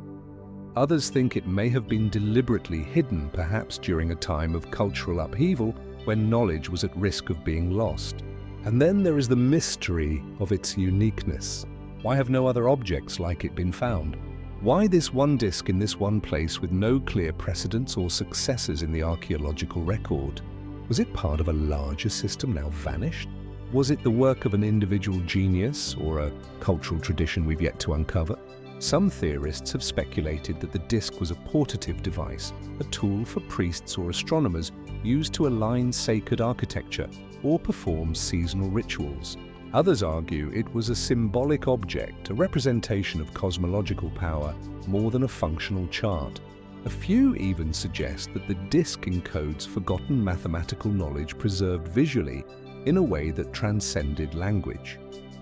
More speculative voices have linked the disc to lost civilizations, to pre-Druidic priesthoods, or even to ancient visitors from distant lands. Traders or travelers who carried astronomical wisdom across continents long before classical antiquity. These ideas remain unproven, but they reflect the profound strangeness of the disc. It feels disconnected, out of place, like a message left behind in a bottle, written in a language we have not yet learned to read. What is perhaps most striking is how the disc bridges worlds. It is both art and science, both sacred and empirical, both grounded in the earth and reaching toward the stars. And it hints at something easily forgotten. That long before cities and empires, before libraries and laboratories, humans were watching the sky and building meaning from its patterns. That even in prehistoric Europe, beneath the canopy of dark forests and starlit nights, people understood the sky not just as backdrop, but as blueprint. Today, the Nebra sky disk is housed in the State Museum of Prehistory in Halle. Its image has become iconic, a symbol of ancient Germanic heritage, a testament to Bronze Age intelligence. But it remains fundamentally mysterious. Was it a calendar, a teaching tool, a sacred object? Was it part of a broader cosmology that has since disappeared beneath the soil? And if one disk could survive for over 3,000 years, how many more remain buried, waiting in silence just beneath our feet? The Nebra sky disk invites not only admiration, but humility. It reminds us that the line between myth and science is not always where we expect it to be, that the past is not a flat plain behind us, but a deep sky of its own, full of constellations we have yet to name. And perhaps like the stars themselves, the meaning is there, if we only know how to look. The Nebra sky disk cast its golden stars across the Bronze Age sky, a cosmic relic that reminded us of the silent wisdom embedded in ancient hands. But some relics do not whisper of the stars. Some gaze inward into the realms of fear, ambition, and divine transgression. Deep within the vaulted silence of old libraries, one such relic waits. Vast, heavy, and bound in mystery, a book so massive it earned its name from sheer scale and something darker. The Codex Gigas. It rests in the dim stillness of the National Library of Sweden, locked behind glass, its leather cover faded, its iron clasps tarnished with age. It is nearly 3 feet tall and weighs over 165 lbs. One man cannot lift it alone. Its pages, parchment made from the skins of over 100 animals, are thick, smooth, and quiet beneath a gloved hand. In the candle-lit corridors of medieval Europe, such a book would have seemed impossible. A monument not to stone or empire, but to ink, silence, and something unspoken. This is the CX Gigas, Latin for giant book, but it is more famously known by another name, the Devil's Bible. The manuscript was created in the early 13th century, likely in the Benedictine monastery of Padlitz in what is now the Czech Republic. It contains the full Latin Bible as well as a compendium of medical texts, historical chronicles, calendars, and exorcism rituals. A complete universe of knowledge stitched into a single codex. But its fame and its mystery come from a single page. Folio 290 retto. A full-page illustration of the devil. Unlike anything else in medieval religious manuscripts, the image is bold and singular. A horned figure crouching between two towers, claws extended, eyes wide and blank. He is alone, framed in darkness. No other illustration in the book approaches this in scale or tone, and directly across from it, a depiction of the heavenly city, vibrant and ordered. Why would a monk, sworn to silence, humility, and devotion, place such a jarring image in the center of his sacred work? The legend, of course, begins with sin. According to a centuries-old tale, the CEX Gigas was created by a monk condemned to death. His crime is lost to history. Seeking redemption, he begged to be spared if he could produce a book that contained all human knowledge in a single night. The abbot agreed. As midnight deepened and the task proved impossible, the monk is said to have made a desperate pact, not with God, but with the devil. In exchange for his soul, the demon completed the manuscript, and the monk, in tribute, painted his new patron into the book's pages. It is a story passed down through generations, whispered rather than recorded.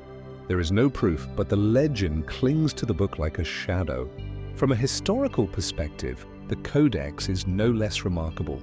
Scholars estimate that writing the manuscript would have taken at least 20 years, possibly longer, and yet, handwriting analysis suggests that the entire book was written by a single scribe using the same ink in an unchanging hand without noticeable fatigue or error. Who was this person? How could one scribe maintain such consistency across over 300 parchment pages, many covered in dense columns of Latin script? And why the devil?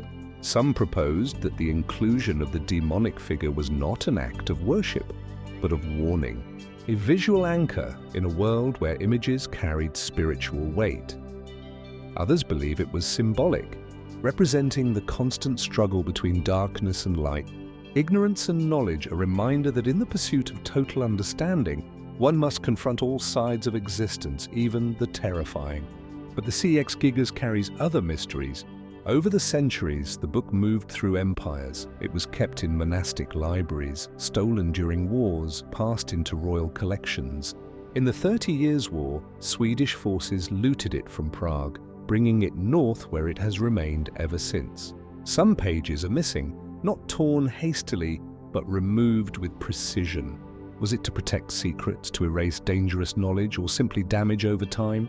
We cannot know. The missing folios, most notably between the Old Testament and New Testament, have fueled speculation. Some believe they once contained forbidden texts, heretical interpretations, or hidden rituals. And then there's the matter of its construction. The book's sheer size is perplexing. No other manuscript from its era approaches its scale. Was it ever meant to be read, or was it ceremonial, designed as a showpiece or spiritual object? Its contents, a blend of sacred and secular, suggest an ambition not just to preserve scripture, but to compile all that was known, to create a total worldview within covers of leather and iron. Could the CEX Gigas have been more than a book? Was it an attempt to encode a philosophy, a belief system, or a warning? Was the devil's inclusion meant to signify temptation or authorship? No one knows what motivated the creator.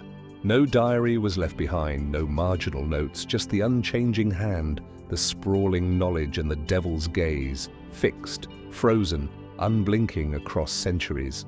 Today, the CEX Gigas is preserved under controlled conditions. Few turn its pages. Fewer still are allowed to study it up close, but the questions it raises endure. What would drive someone to dedicate decades to such a work? What truths were meant to be revealed or hidden within its pages? And if the story's only half legend, what is the other half? A pact, a punishment, a prayer. The book remains whole, the monk long gone. But in the darkness between words, something still watches. And perhaps like the stars traced on the Nebra sky disk, its meaning is not in what is seen, but in what is understood if we dare to look close enough. It rests in the dim stillness of the National Library of Sweden. Locked behind glass, its leather cover faded, its iron clasps tarnished with age. It is nearly 3 feet tall and weighs over 165 libes. One man cannot lift it alone. Its pages, parchment made from the skins of over 100 animals, are thick, smooth, and quiet beneath a gloved hand. In the candle-lit corridors of medieval Europe, such a book would have seemed impossible. A monument not to stone or empire, but to ink, silence, and something unspoken. This is the Codex Gigas, Latin for giant book, but it is more famously known by another name, the Devil's Bible. The manuscript was created in the early 13th century, likely in the Benedictine monastery of Padlejits in what is now the Czech Republic. It contains the full Latin Bible, as well as a compendium of medical texts, historical chronicles, calendars, and exorcism rituals. A complete universe of knowledge stitched into a single codex. But its fame and its mystery come from a single page. Folio duentos novento, a full-page illustration of the devil. Unlike anything else in medieval religious manuscripts, the image is bold and singular, a horned figure crouching between 2 towers, claws extended, eyes wide and blank. He is alone, framed in darkness. No other illustration in the book approaches this in scale or tone, and directly across from it a depiction of the heavenly city. Vibrant and ordered. Why would a monk sworn to silence, humility, and devotion place such a jarring image in the center of his sacred work? The legend, of course, begins with sin. According to a centuries-old tale, the Codex Gigas was created by a monk condemned to death. His crime is lost to history. Seeking redemption, he begged to be spared if he could produce a book that contained all human knowledge in a single night. The abbot agreed. As midnight deepened and the task proved impossible, the monk is said to have made a desperate pact, not with God, but with the devil. In exchange for his soul, the demon completed the manuscript, and the monk in tribute painted his new patron into the book's pages. It is a story passed down through generations, whispered rather than recorded. There is no proof, but the legend clings to the book like a shadow. From a historical perspective, the Codex is no less remarkable. Scholars estimate that writing the manuscript would have taken at least 20 years, possibly longer. And yet handwriting analysis suggests that the entire book was written by a single scribe using the same ink in an unchanging hand without noticeable fatigue or error. Who was this person? How could one scribe maintain such consistency across over 300 parchment pages, many covered in dense columns of Latin script? And why the devil? Was it an attempt to encode a philosophy, a belief system, or a warning? Was the devil's inclusion meant to signify temptation or authorship? No one knows what motivated the creator. No diary was left behind. No marginal notes, just the unchanging hand, the sprawling knowledge and the devil's gaze, fixed, frozen, unblinking across centuries. Today the Codex Gigas is preserved under controlled conditions. Few turn its pages. Fewer still are allowed to study it up close, but the questions it raises endure. What would drive someone to dedicate decades to such a work? What truths were meant to be revealed or hidden within its pages? And if the story's only half legend, what is the other half? A pact, a punishment, a prayer. The book remains whole, the monk long gone, but in the darkness between words, something still watches. And perhaps, like the stars traced on the Nabra sky disk, its meaning is not in what is seen, but in what is understood. If we dare to look close enough, the CEX Gigas looms like a relic from a forgotten pact. Its pages thick with scripture and silence, its purpose still cloaked in uncertainty.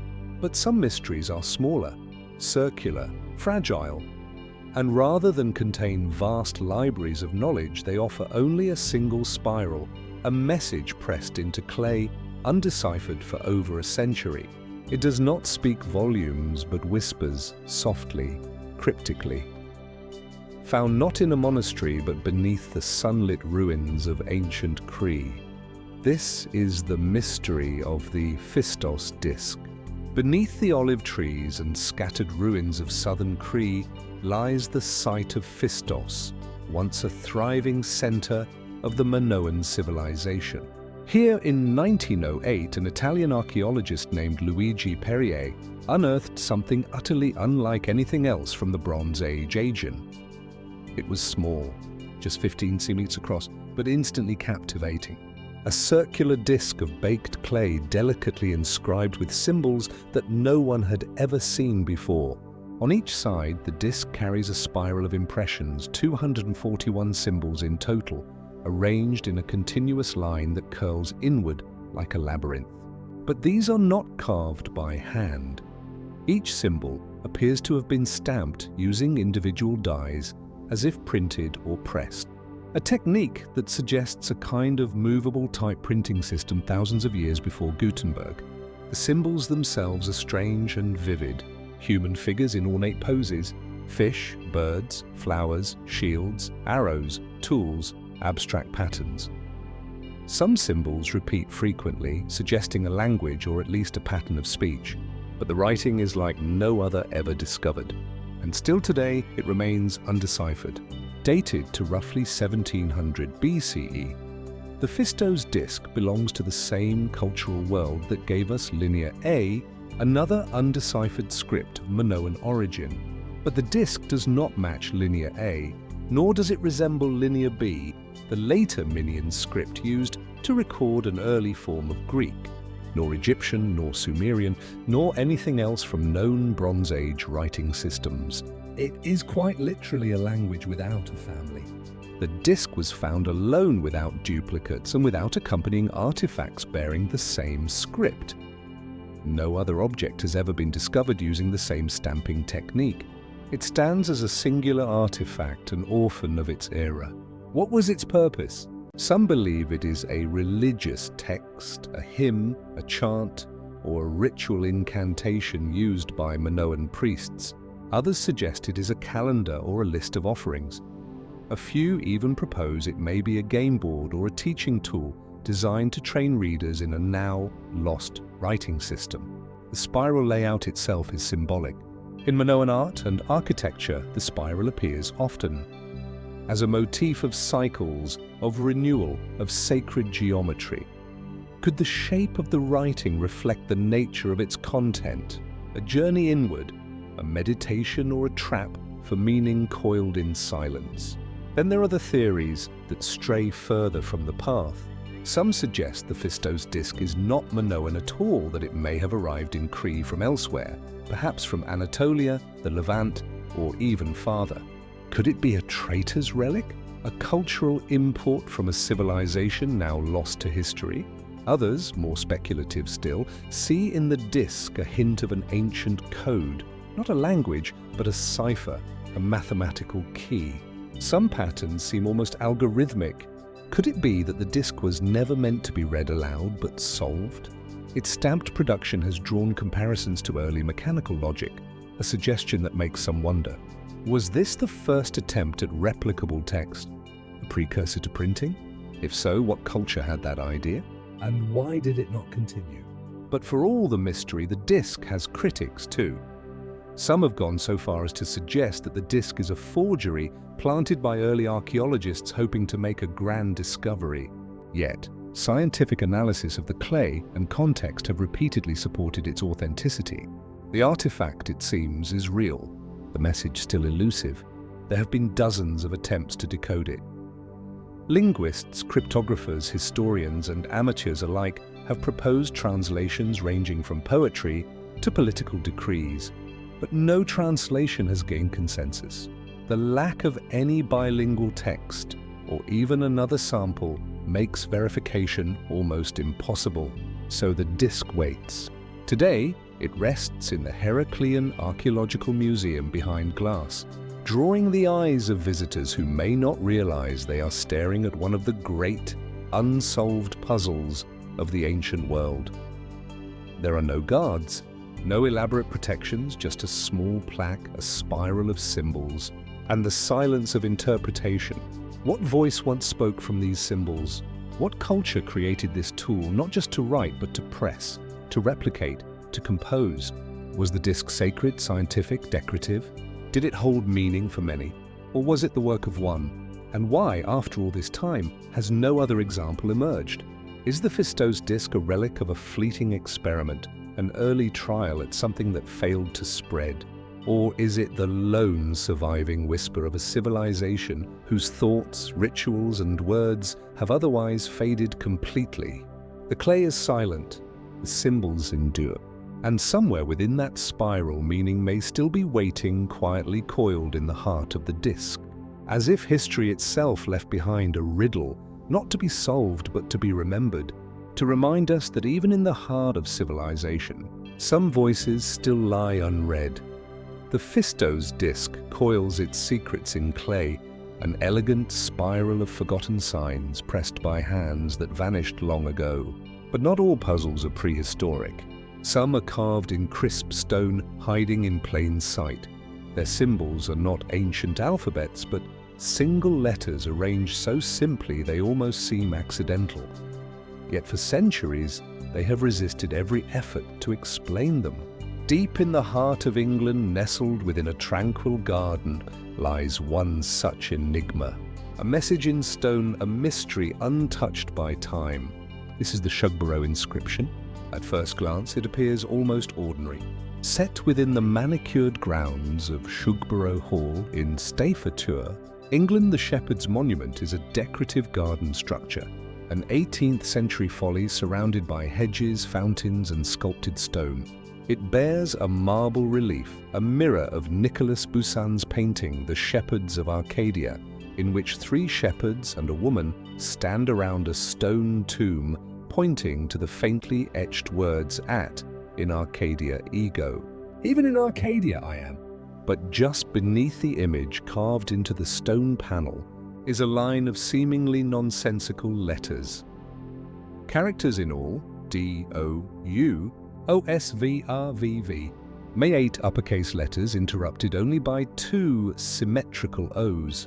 No punctuation, no context, just this line in plain view as if awaiting someone to notice. The Shugborough inscription, as it's come to be known, has puzzled scholars, cryptographers, poets, and conspiracy theorists for more than 250 years.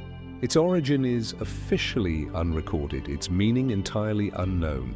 Who carved it? Why, and what were they trying to say? Theories abound. Some see it as a cipher, a coded message that can be decrypted using classical cryptographic methods. In the 19th and 20th centuries, code reekers, including some who worked at Bletchley Park, where Nazi ciphers were broken during World War II, tried their hand at cracking the line. No consensus emerged. Others believe it is acrostic, the first letters of a longer Latin phrase, a poetic or philosophical statement meant to be pondered, not solved. One popular interpretation reads, Deo optimo unoxurus optimi sidvia amoris, vam veritatis momento. To God the best and greatest, and to the best of wives, let this be the path of love. Remember the path of truth. It is elegant. It fits the letters, but it's also speculative, crafted to match the inscription not discovered within it. Still others have sought meaning in religious symbolism. Some claim the inscription refers to Rosicrucianism or secret Christian sects that operated in the shadows of the Enlightenment. Others have drawn connections to Freemasonry, which flourished among aristocratic circles at the time the monument was built. Could the inscription be a Masonic code, an initiation riddle, or reference to hidden knowledge? And there is the more dramatic theory. In the late 20th century, the Shugborough inscription became associated with the mystery of the Holy Grail, popularized by books like Holy Blood, Holy Grail, and later the Da Vinci Code. According to this interpretation, the letters encode directions or clues to the location of a lost relic. Perhaps even the bloodline of Christ. This theory draws heavily from the monument's use of Poussin's painting. The original canvas housed in the Louvre has long been linked, however tenuously, to Grail legends. Could the Shugborough relief be signalling something deeper? A hidden message passed through art, architecture, and allegory? Skeptics caution restraint. There is no solid evidence connecting the inscription to any such legends, and yet the theory refuses to fade. And then there is the mystery of its creator. The monument was commissioned sometime between 1748 and 1763 by Thomas Annin, a wealthy member of Parliament and brother to Admiral George Anson, one of Britain's great naval explorers. Thomas was a known intellectual and patron of the arts, deeply interested in antiquity, philosophy, and mysticism. He had travelled widely across Europe, possibly coming into contact with esoteric traditions and secret societies. Did Thomas Anson leave behind the inscription as a kind of intellectual challenge? A riddle for future minds to unravel. Or did it carry more personal meaning, a private message to someone long gone, now obscured by time? The inscription's symmetry, the way it centers around the O's, the repetition of V's, all suggest intentional design. Some have even argued it's a visual pun, the shape and layout echoing ideas, not just letters, yet no document, no diary, no letter ever surfaced to explain it. Just the 10 letters, 10 characters that sit beneath a scene of pastoral serenity, untouched by explanation, watched by stone shepherds who offer no answer. Why place a coded message in a garden? Perhaps that is part of the riddle. Shugborough Hall, like many estates of its time, was not merely a residence, but a landscape of ideas. Its sculptures and grotto designed to evoke mythology, philosophy, and mortality. The Shepherd's Monument was a canvas of thought, a place where meaning was meant to be sought, not handed down, but even so the inscription endures beyond its context. The garden has changed. The family's gone. The world around it has moved on. And yet, DOUOSVAVVM remains sharp, clear, and unread.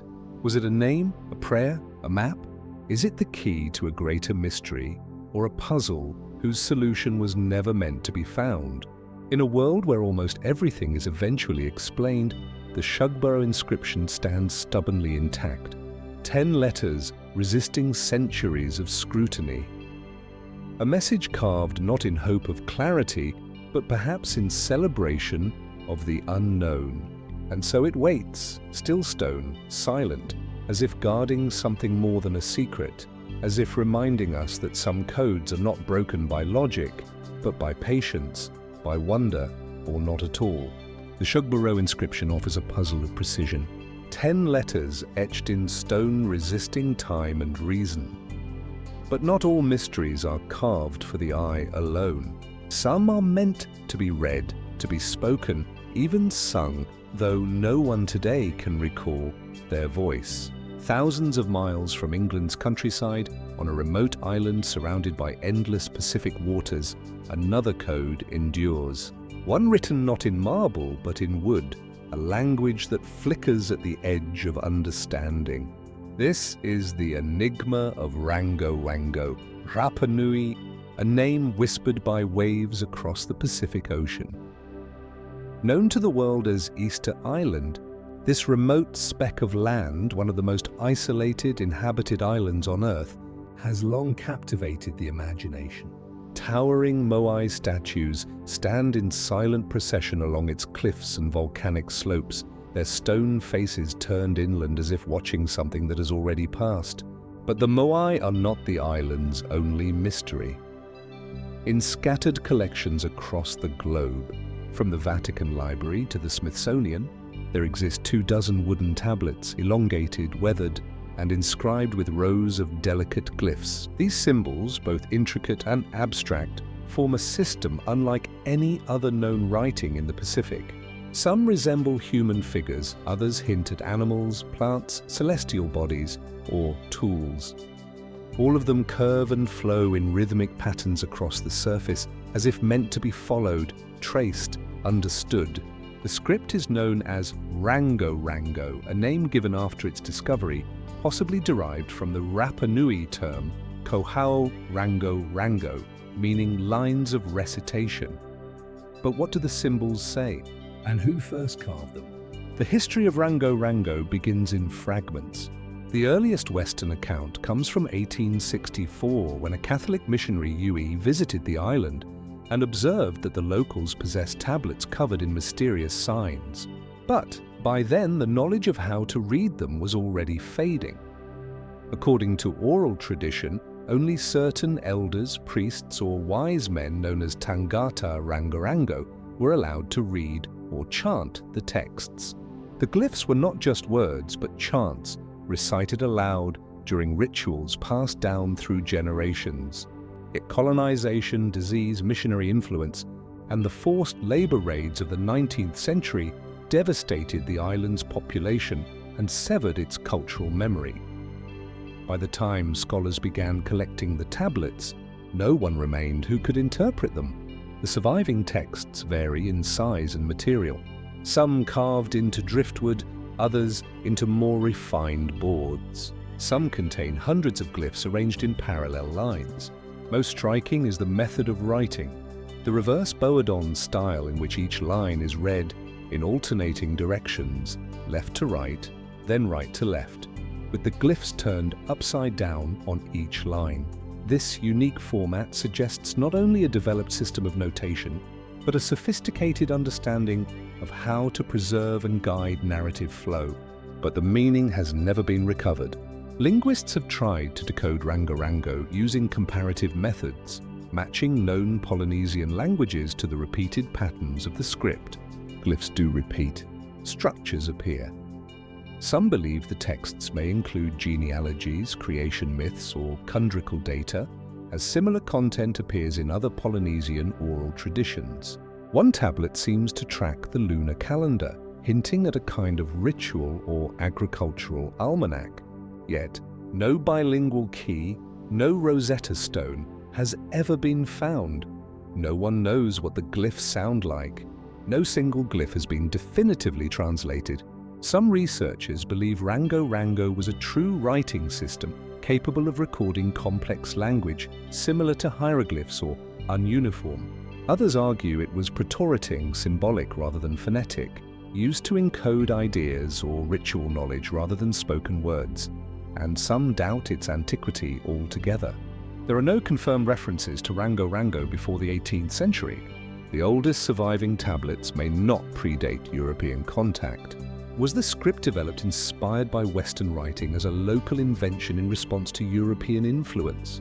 Or was it a much older tradition already in decline, preserved only on rare tablets and sacred memory?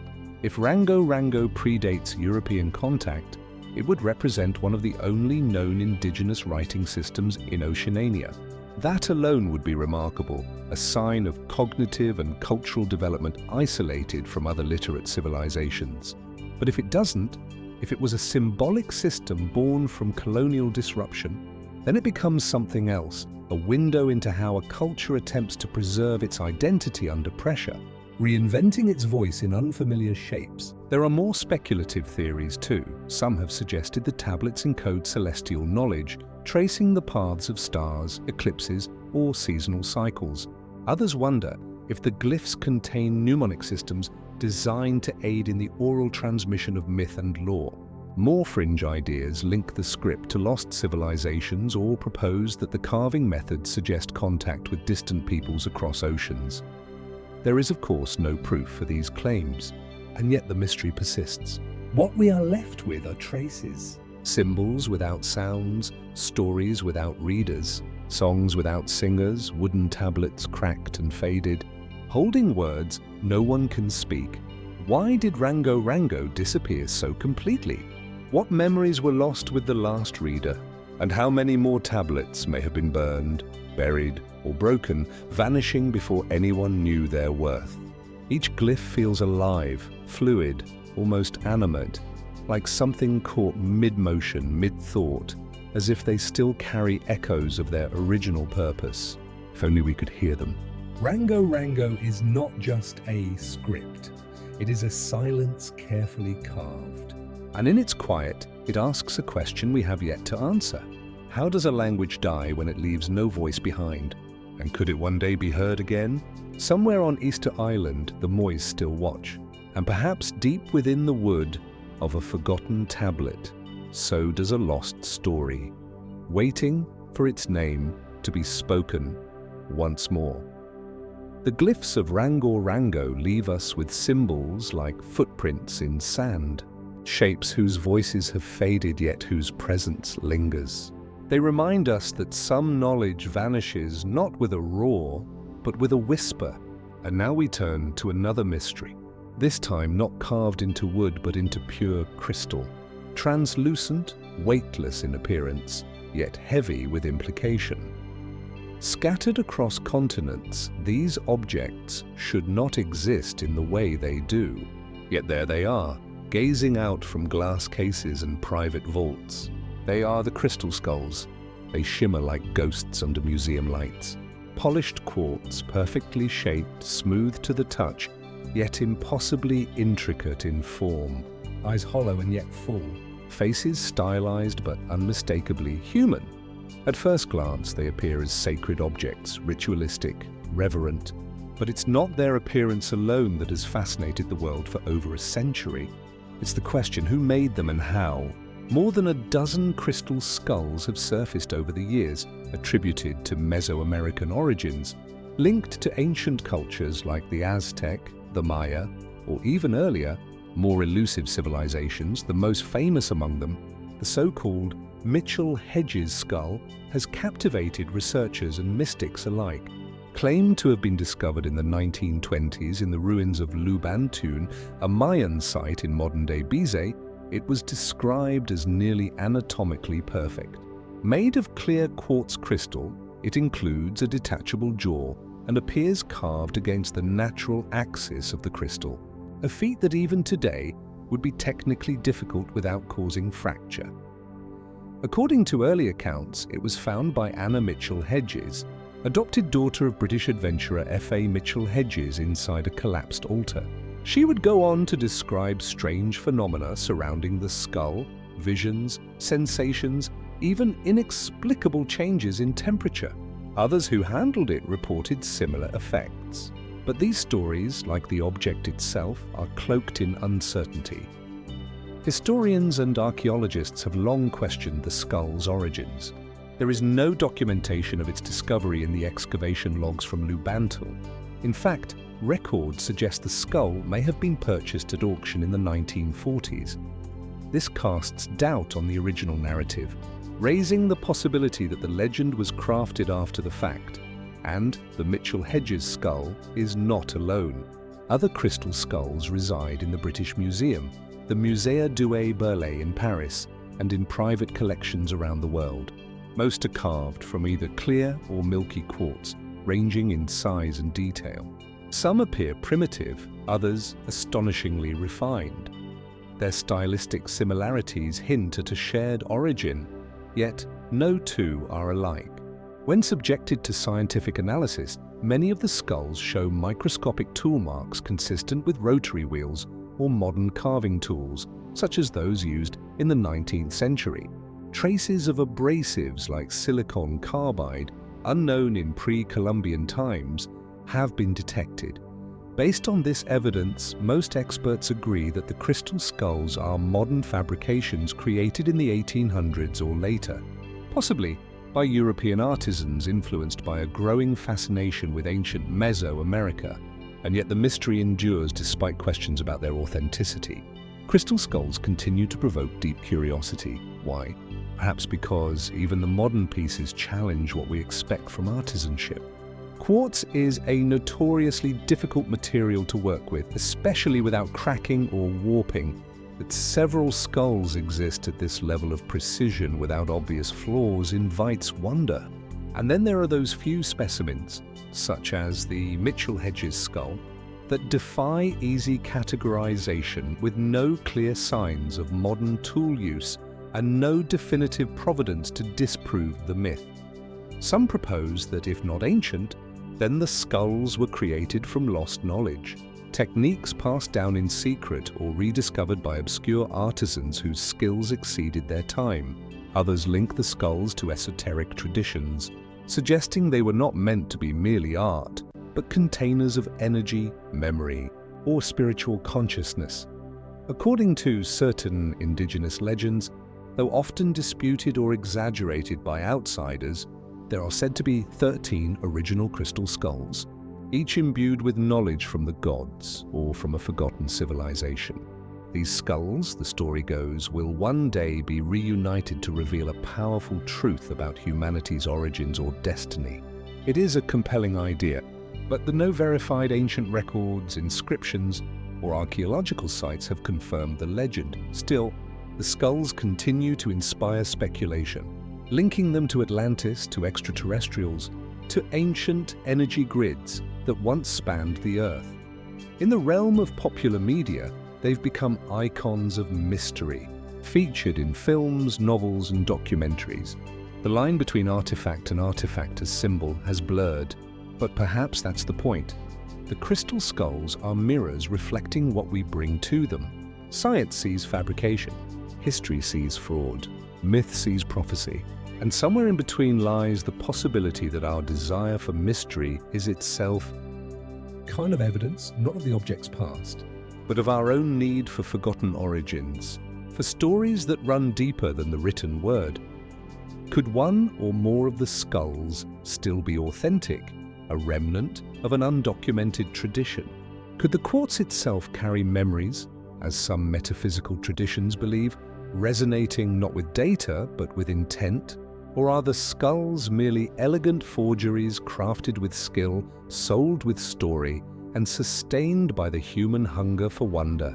We may never know for certain, but they endure as all the best mysteries do, not because of what they prove, but because of what they refuse to answer. Because in the smooth, cold curve of crystal, we find not just craftsmanship, but silence. The crystal skulls shimmer with uncertainty. Silent, intricate echoes of a past that may never have existed, yet still refuse to fade. They stand as testaments to how mystery can be carved into form. But some enigmas are drawn instead, penned and painted in precise yet indecipherable strokes. Not in stone or crystal, but on paper, and not from the ancient world, but from the modern one. It is a book that reads like a dream, if dreams had grammar. This is the Codex Seraphinianus, bound in red leather and etched with strange gold embellishments. The Codex Seraphinianus appears at first glance to be an encyclopedia. Its pages are dense with labeled illustrations, ornate chapter breaks, and carefully organized sections, a table of contents, a recurring page layout, a system. But that system, upon closer inspection, dissolves. Nothing in the book is real. The illustrations depict surreal, often unsettling images. Fish-shaped fruit growing from vines, people morphing into furniture, impossible machines constructed from bone and glass, unfamiliar alphabets annotated in perfect flowing calligraphy. There are diagrams of imaginary animals, maps of non-existent continents, charts of unknown stars, and running through it all, line after line of carefully inked text, composed in a language that no one has ever translated because it is not meant to be read, or perhaps not yet. Created in the late 1970s by Italian artist and architect Luigi Serafini, the Codex Seraphinianus is often described as a modern Voynich manuscript, a book that mimics the structure of scientific knowledge while being entirely untethered from the world we know. Published first in 1981, the Codex has since acquired cult status among artists, linguists, and seekers of the strange. What makes the Codex so haunting is not merely its fantasy, it's the consistency of its illusion. The invented script, composed of looping, elegant characters, is so fluid that it feels decipherable. The illustrations are detailed, methodical, even pedagogical. They suggest taxonomy, history, logic, but nothing corresponds to anything known. The more you study it, the more it seems like a book from another world, a record of life as it might appear in a parallel dimension. Similar in structure yet alien in essence, is it simply a work of surrealist art? A satire of encyclopedic knowledge, a meditation on the limits of language? Serafini himself has offered few clues. In rare interviews, he stated that the writing system is not a code, but an amic script, meaning it has no direct semantic meaning. It is not a cipher. It is meant to evoke the feeling of reading without actually conveying information. Just as children pretend to read long before they understand letters, the Codex invites us to engage with the sensation of comprehension, even when comprehension is impossible. Yet this explanation, calm, clear, almost too reasonable, has not quelled this speculation. Some believe the Codex is more than artistic play, that its language, though a semic on the surface, may encode underlying patterns or messages. The repetition of glyphs, the rhythm of the script, the structure of the chapters, these suggest a system too refined to be purely ornamental. Could it be that the Codex is an elaborate meditation on language itself? On the boundaries between symbol and meaning? Could it be that its true subject is not the world it portrays, but the act of perception, the way our minds struggle to organize, understand, and assign value? Others take a more metaphysical view. They suggest the Codex is a kind of channeled work, a document dictated not by rational design but by the subconscious, a visual dream language emerging from the depths of the human psyche, uncensored by conventional thought. Some have compared it to the hallucinatory art of outsider artists, those who create detailed, obsessive works not for public display, but as expressions of inner vision. And still others, further at the fringe, proposed that the Codex Serafinianus may not be fiction at all, but memory, a recollection of something once real, now forgotten. Could the book represent echoes of alternate timelines, memories of another Earth? A transmission not forward or backward in time, but sideways. Of course, there is no evidence for such claims, and Serafini himself offers no such hints. But the book resists conclusion. It resists certainty. Even the title remains enigmatic. Serafinianus evokes seraphim, the fiery winged beings of biblical lore, guardians of mysteries too profound for human understanding. Is the CX their scripture, their bestiary, their joke? Today, copies of the CEX Serafinianus reside in libraries, bookstores, and private collections around the world. Readers return to it not to find answers, but to experience the sensation of being on the edge of understanding, of nearly grasping something that slips away just before it becomes clear. And perhaps that's its power. The Codex doesn't just depict another world. It reminds us how much of our own world remains unread, how much we assume we know, and how often we build meaning from patterns that may be meaningless or simply beyond our reach. What happens when language loses its moorings? When knowledge becomes indistinguishable from illusion, when the form of understanding survives, but the content is gone? The Codex Serafinianus asks these questions quietly, not through declarations, but through diagrams, through pages that refuse to settle, through a script that looks almost right. If only you could remember the rules, perhaps it's not a book meant to be solved, but a reminder that some knowledge is meant to be felt, not defined.